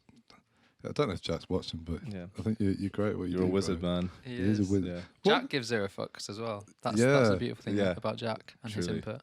And he's like so authentically strange in like the best way, and he's so like in terms of like what as a person kind of, Right. but also like in the art he likes. Like he's been listening to loads of like, I can't remember this guy's name is. Just this guy who like sing. It's kind of like an outsider music artist. Okay. And this is annoying explaining that I don't have the name, but basically he was this guy, and he made like album after album, and he'd just get like a preset on a Casio keyboard and play it. That was the instrumental for every song on the album. And then he just talks about whatever. One of them's like, he just talks about his life, like kind of sing rap talks about his life. Right. He's like, I love going to McDonald's, and getting the burger, rock and roll McDonald's. He's like obviously a pretty strange guy, but it's like on a non-ironic level, Jack connects to that pretty deeply. Like, and I think it's just like the honesty and the freedom that, and Jack definitely connects to that. I think it's really interesting because he made a lot of weird music at college. Like, he made loads of stuff with like stuff called like Dogfinger, where he'd like be him shouting Dogfinger like 100 times and then like compressing it, putting loads of noises on it. And like, I think for a long time he laughed it off because we all laughed. It's just like a ridiculous thing to spend 4 hours on, or more than that. And you should have another one. It's called like Oink, and it's like a pig that squeaks, and he got like an orchestra of pigs squeaking. And then he like puts it through his synth, and it's like 5 minutes long. It's fucking brilliant. Is any of this stuff like? Is it just stuff he shows you? He released a project called Egg on Bandcamp. So go check it out. I'm gonna look at that. And I think through listening to this outside music and like connecting it to it generally, even though like most people would not connect it. Most people say it's not music. Most people say it's, laugh at it. But then I think the fact that Jack's connected with it, he's then said, I actually feel more okay to be serious about egg or dog finger or oink. As like, I think just because we laugh, it doesn't make the art less like serious itself. No, man. And like, yeah, like comedies are pretty. It's something. I don't know. You kind of take that seriously as well. Totally. Like, Yeah. It's like a legit thing. It's as legit as anything else. So Jack kind of wins in all Totally. that. You know, Totally. Jack gets moved by a beautiful piece of music. Other people want to judge that. They lose, man. Totally. Yeah. Who has a better time there? Totally. And the way his, I think him and Philip actually have really helped bring that into Sylvette. Like the idea that, that like no feeling is more important than another. Like if a song makes you laugh, that is as valuable as a song that makes you cry. And like, or a song, I don't know, even because I think in the early days of Sylvette, like we were all just like feeling a lot of angst and just everything was epic, everything was big, everything developed loads, and it was like all kind of I'm not devaluing it at all, like we really meant it at the time, but like that was kind of the aim, was to say something really deep and profound and loud and long and epic. And but that ran its course, and then you're like, we can't keep doing that. So it's like, well, what else do you feel? And we feel loads. We're all just humans with a massive scale of things. Exactly. And you don't have to just do that. So it's like, you know, with Philip, it's just like, well, what does your imagination say today? And like, what makes you laugh? Or, and maybe this song is emotionally tepid. Maybe it doesn't move loads. Maybe it's static. But that's a feeling that's so valid and so interesting to explore, as well as like this profound thing about this huge realization you've had that's 10 minutes long, and it's like pouring your soul out. And that, I think that's actually given the band a lot of lifeblood to be able to like laugh about stuff. And I wrote a song on the last album called The Owl, and it's just like about this like dictator owl. But I do really, I connect to it emotionally a lot. But it's just like allowing your imagination to take you places that other people might laugh at. You know, but it doesn't matter. They can laugh. Yeah, exactly. And that laughter's valid. That's it. Exactly. Yeah. Classical music's great for that, for exploring the full range of emotions. You know, when you have symphonies and you have the bit which is basically like the kind of joke or whatever. And then when you go into this like beautiful slow movement after that, I never used to understand this one. I remember having a conversation with Matt Brown. I was like, I don't get why that side of classical music exists, but so then later on I realized like that you end up feeling everything from that. So when you get into this like slow movement later on, like these beautiful string sections, you know, like Mahler or something, you're just like, oh my, like my sweetheart just can't take it, you know. So yeah, they already understood that you need the full spectrum of it all. And Tom Waits as well, when he did Take It With Me, most beautiful song ever, and on the same album is Filipino Box Spring Hog, which is like one of the dirtiest, darkest, nastiest. Because again, when you listen to that album, you feel it all, don't you? Like, it's amazing. What is it as well? I think it's the Smiths that they do back to back. It's like, I know it's over into Frankly Mr. Shankly. Yeah. I think, is it? I know, I can't remember. It's a really deep, but they're on the same sad song straight into Frankly Mr. Shankly. But I really like that. Yeah, exactly. Quite cool. Yeah, I don't know. Like it, I don't know. We had the same problem taking music too seriously. Like you listen to like all this beautiful like Bon Iver stuff, being like, right, that's the emotion that you have to hit people with all the time. And I think a lot of bands do that, but they fall into this curse of the live shows so dramatic that there's like a really sort of morose like weight to it, and it's almost like it comes like a self-pitying thing or whatever. Like, look how and that doesn't have the same impact, does it? It's almost like you're trying to spoon feed that emotion down people's throats over and over again. Yeah. And it's kind of like almost not realistic towards how people feel about life or something like that. And it's like it becomes really stale writing wise. Yeah. Because I remember really clearly in first year, I'd written like 5 or 6 Sylvette songs that we all really, really liked, and they were quite like a specific feeling. Right. And I was like, well, they all came from this really deep like angst or sadness, and how do I find the next bit of that? And it's like the answer was that that's not what I'm feeling, so don't do that. Yeah, exactly. You know, I wasn't feeling that anymore. I was feeling something else. Yeah. So you got to do that, and you got to listen to yourself, and like, you don't want to prescribe what the music should be. No. Because then it's not fun and it's not authentic, and you're not really being truthful. Like, I remember FK Twigs talked about this with her, who I love FK Twigs, and she's amazing.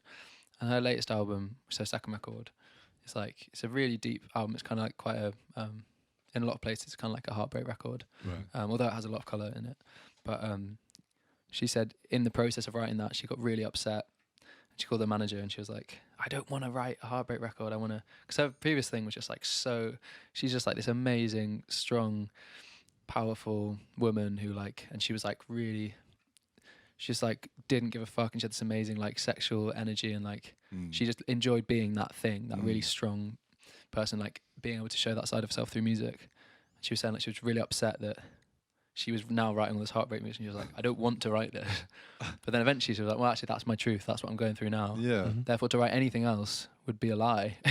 Yeah, you know, so true. it's just like... It'd probably sound like a lie, even if exactly, it's really yeah, good. Yeah, you know? can hear it. Yeah. You can hear it. Like, so that's why, unless you listen to yourself, you'll just run yourself into a weird little hole. Yeah, so true. So true. Yeah. It's funny that as well. Like, there's so many... you always hear it with like audiences and stuff. It's like, oh, I love what they did on the first album, and then they did this on the second album. Just didn't do anything. It's like you can't expect an artist to like sound the same. Exactly. It's like asking them to paint the same type of painting all the time, or like, you know what I mean? It's just like we all develop. We're not the same people we were like 6 months ago. Yesterday, even on like a molecular level. Yeah, we're constantly changing, so you can't expect it to stay static. Do you know what I mean? Yeah. I think a lot of it is that the audience pressure does get to people. I've certainly felt it. It's like, you know, if everyone really digs something you do, it's like it takes quite a lot of bravery to be like, I'm not feeling that anymore. Because a lot of people go, oh, that's the thing. We've got to do that. Yeah. But like, again, you pigeonhole yourself massively, and then you lose it. Or like when you look at someone, that's why people like Bowie are so inspiring. Because like when he made that Berlin trilogy, like it's easy to forget that people didn't like it at the time. Like most people, all the like music press was just like no, no, and he didn't give a fuck. He didn't give a fuck. He did it, and then he came back and made like Let's Dance, like his biggest record. Yeah. But he had the bravery to follow his kind of musical nose, and now we look back at it as like some of his best work. Yeah. And I find that super inspiring. Yeah, man. The journey again. It's all about the journey. Totally. And for David Bowie, there's probably an element of he couldn't have done anything else in his own mind. I'm sure that was why he was so amazing, was because I really don't think he probably even had to make that choice. He was just so focused on whatever vision was coming to him, and that wasn't a constantly changing vision. He wasn't harking back to the same one, like, oh, I remember when people like that, because that's basically just like your ego played a trick on you at that point, isn't it? And you're digging for success, where if you get past that, it's just like, what's coming to me right now? You can't decide that, man. You can't decide what your next thought's going to be, never mind like what your next album's going to sound like, you know. So exactly. That's why it's always hard. Go with the flow, man. Yeah. I've done it every time we've started on like a new batch of Sylvette songs. I'm always like, this is what I want it to sound like. I want to do this. And we never do it. Because I do like a few demos that are like me shoehorning the music I'm really into and the thing I'm into. And then I listen back to them like, this is shit. And you just got to wait. You just got to be more patient and see what comes out when you're actually not trying too hard. Yeah. Do you find your fan base evolves as your sound? Like, how many still of the old fans do you think like keep on interacting, or do you think that just shifts as you? It's actually been like, I've kind of been surprised at how like loyal people have been. Okay. So that kind of shows you as well, doesn't yeah, it? Totally. And I think, but I think you cultivate like real music lovers through doing that. Yeah. And that's what I feel like. And we don't have a huge amount of fans by any means, but like they're so amazing, the people who do follow us, because they're just totally into it for the right reasons, and because we've always tried to be like true to whatever we're feeling. You end up then having people who are into the band. They're like these really interesting people who are like looking for truth. They're not just looking for a fad. Yeah. And that's why it's such a beautiful thing when there's that connection, because it's like, it is real. Yeah. It's it's not like we haven't like constructed this to sell to people. Yeah. And that's exactly. That's kind of the whole point of it. Yeah. It's like, it's not that, and it's something that hopefully people can just like find something in that they might connect to on a genuine level. Yeah, the real level. Kind of like the only level. The only level, yeah. The only level there is, man. Yeah, that's it. Holy fuck, man. Yeah. That's so fascinating, deep. Man. It's so nice to talk to you about all this stuff as well, and I agree with pretty much everything you said about just your thing with like meaning in life and music and how intertwined those are. Yeah, I'd totally buy into all that, man. So I've been listening. I've been watching a lot of films over lockdown by this guy called Charlie Kaufman. Right. Who's like probably one of my favorite directors now, director-writer, and kind of had a similar thing where. Do you ever have when you discover an artist and you're like, your vision aligns with the way I see art so much? Yeah. And like, he just does whatever the fuck he wants, and it's amazing. And I saw him doing a talk about directing, or just about art in general, and he was saying like, 'cause especially in the film business, I think it's a lot harder than our business to actually stay authentic or stay true to it, because you've got to take money from people, and therefore they have a say on what the product is, because they're putting the money in. Whereas like we can write songs on a laptop and no one tells us what to do. But he's been so amazing, because he's really struggled with it. Like he's had years where no one will invest in him because he just writes these crazy scripts that no one wants to pay.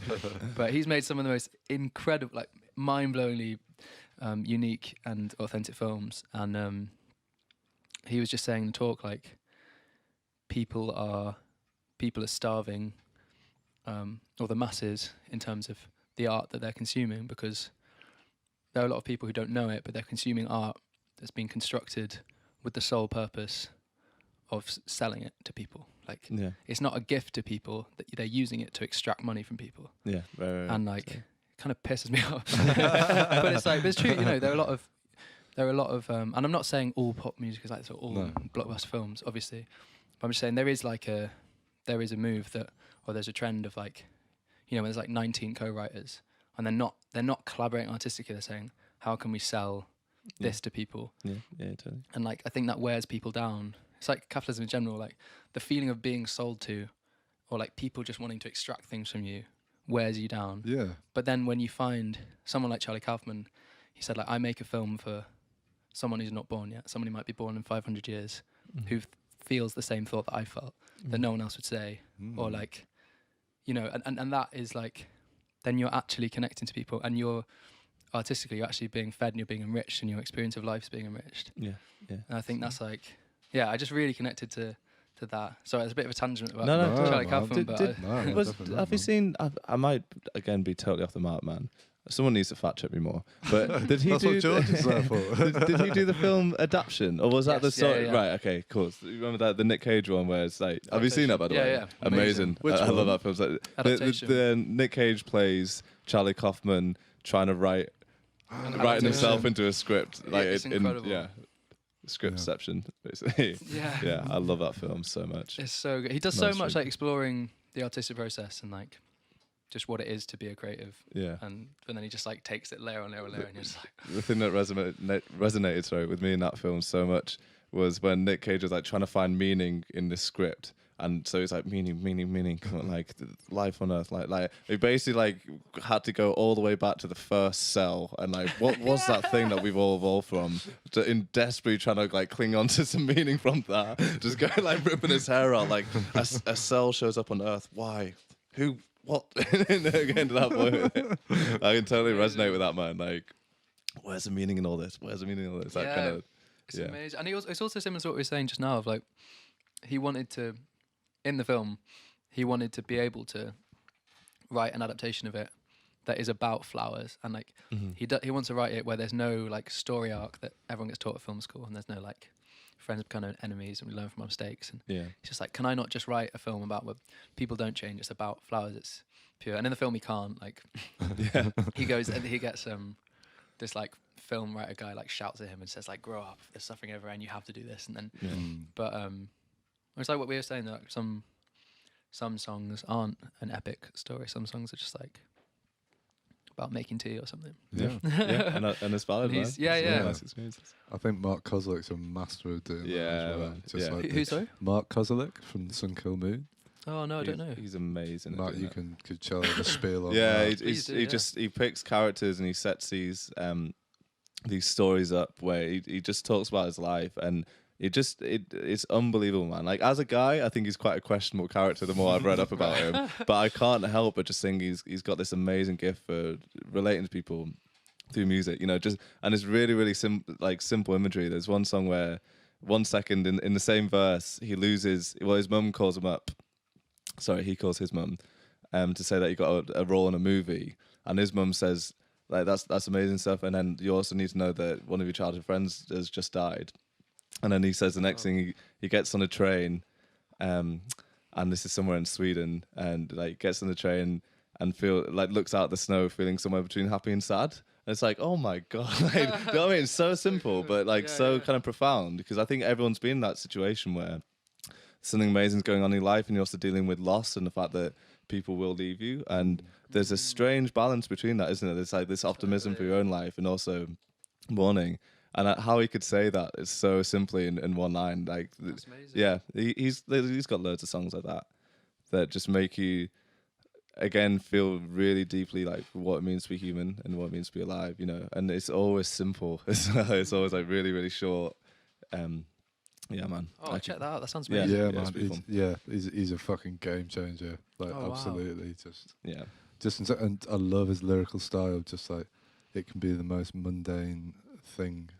Or like just a story about his day or whatever, and it's just done this way that's so relatable and interesting, and just like, I don't know what it is about it, man. It's just got something that I can't think of anyone else that does a similar sort of thing. Maybe I've not heard of it, but like, yeah. Oh, I'll definitely check that out. He's fucking awesome. I'll send you some. Yeah, please do. This stuff, but I don't know. I think he's a bit of an asshole. He is, but I also kind of like, I love, because some of that comes out in his music as well, and it's genuine because he is an asshole. So like, it's all right. It's a bit more acceptable. Yeah, there's this one tune where he basically he gets into an argument with a girl, like a librarian, when he's trying to buy a book because they didn't have the right, and he gets into this like, but he's telling this story and he's like taking a piss out of himself at the same time. Like, it's so like self-aware. Yeah, and he even, you know, because he's obviously, as he's saying, he's like, I'm being a dick. I'm totally out of it. But he's like accusing like the librarian and the store manager of like co-conspiring against him and all these like crazy like poetic things, you know. And it's just like, what? But then after that, the kind of interaction, the next like verse is him walking away and realizing that the only reason that happened was because he was just looking for a connection in life. So he reels that off afterwards. After like 1 second, he's in an argument with a librarian, and you know, and the next he's like, he just wants a connection with people. And you think, what the? What's this guy on, man? That's brilliant. Yeah, he's definitely worth checking out, Charlie. Will do. Yeah, game changer and dude. Baritone folk as well, like nylon string guitar tuned down to like A is probably the lowest it goes, like all the way down to A, and like open A kind of tuning stuff. Oh, wow. So it just sounds ridiculous, like so warm. Yeah, he's like mastered. I don't know. There's an instrument they uses on. It's like the end of a tune called Carissa, and a new tune called Lemon Balm. I don't know what this instrument is. What is it, man? I can't. It's like a sitar. It sounds when it's played, it sounds like multi-layered, like really fast tremolo picked acoustic parts, or like nylon string, and also with like mandolin in there. But I think it's one instrument, and it's like soaked in reverb. It's like, what the hell is this thing? So like, the mystery instrument. Yeah, he's probably found it somewhere. He probably would never tell anyone. It's a little secret, man. Yeah. Have you got any secret instruments, Charlie? Secret sauce that you sprinkle on, or like plugins or anything. Like, a lot of people have a little like reverb or something that they just. That's to be honest, the most secret instrument I've probably got is one that I got it on a whim a few years ago. I was like really buzzing about it for like a week, and then I just kind of not played it again. It's just really sad. It's a theremin. Oh no! Oh, nice. Yeah. And I was like, I practiced really hard for a bit. It's just so fucking hard. It's like I just had all these images of me in my head being like, you know, at a gig, just being like, it's gonna happen. I'm gonna be that guy. Yeah. And then it was me. I spent like a month in the summer. It was really hot, and I was just standing like in my underpants in this room. It's just so unflattering, and there's like, this little like really stuffy practice room that we've got upstairs. Yeah. And there was like a bit of light coming through. I was just like standing there kind of sweating, trying to play one note. And it's so difficult to play one note and keep it in tune. So the way you practice to start with, you just go like, ah, and then go like, try and get that note. Yeah. Ah. But you go like, ah. And I did that for like quite a long time every day for a while. And I was just like, I can't see how this is going to work out. I don't have enough time. I love that image, man. Were you always in your pants as well? Sorry? Were you always in your pants? That was my theremin gear. You're like a madman in the laboratory, just like sweating out like a little bit bastard. Where's that note? I'll tame the beast. You'll get it one day. Though. One day, I think it will come out 100%. If not, Jack will find use for it. Yeah, of course. Just stick it through a load of weird pens. Yeah, exactly. Fuck it up a bit. Exactly. Oh man, that's great. I think that's a pretty good point to leave it. Absolutely. Charlie, it's been really, really lovely having you on. nice. Man. Thank you so much for having me. And It was really great. We've gone balls deep on I know, shit. Jesus. It's been wonderful. No, thank you for having me. That was I've got amazing. one more question for you, Charlie. If you could sum this podcast up in 3 words, what would it be? Friendly, intriguing, existential. Nice. Matt. Heartwarming stuff. There you go. Nice. Oh, wait, is it heartwarming 1 word or 2 words? No, can we call it 2 words? Yeah, I don't want to let's come up go with a number. Heartwarming stuff. Yeah, I'm going to go deep and intriguing. Nice. Wait, isn't that 2? Deep and. Oh, okay. Deep And is a word. And is a word. And is a word. Charlie, one more time for the people at home. Where can people find your band Sylvette's stuff? Yeah, so you can find Sylvette on Instagram, Spotify, YouTube, all the usual places. And thank you so much to anyone who's tuned in for this. Yeah, man. And for the people at home listening on the podcast, make sure you subscribe to us. Make sure you go and follow Charlie's band because they're fucking awesome. They've got some new stuff coming out. Make sure you subscribe to us on YouTube because Charlie's set's going to be coming out on Friday, and this episode of the podcast is going to be coming out on Saturday on there and on all good podcasting apps. And remember that we've got our live gig coming up, the Rec Rooms live sessions on Friday the 7th of May. Is that right, James? He's giving me the nod. I got it right. Yeah, thank you very much for watching today. I hope you've had a wonderful evening, afternoon, wherever you've been. And we'll see you all again soon. See you in a bit, chaps. See ya. Bye. Thank you for listening. Be sure to subscribe to the podcast to catch up on new episodes every week. Also, check us out on our Facebook and Instagram at Rec Rooms, where you can find out about our other exciting music series. We also have this and all our other episodes of the podcast up on our Rec Rooms YouTube channel for your viewing pleasure. See you next time.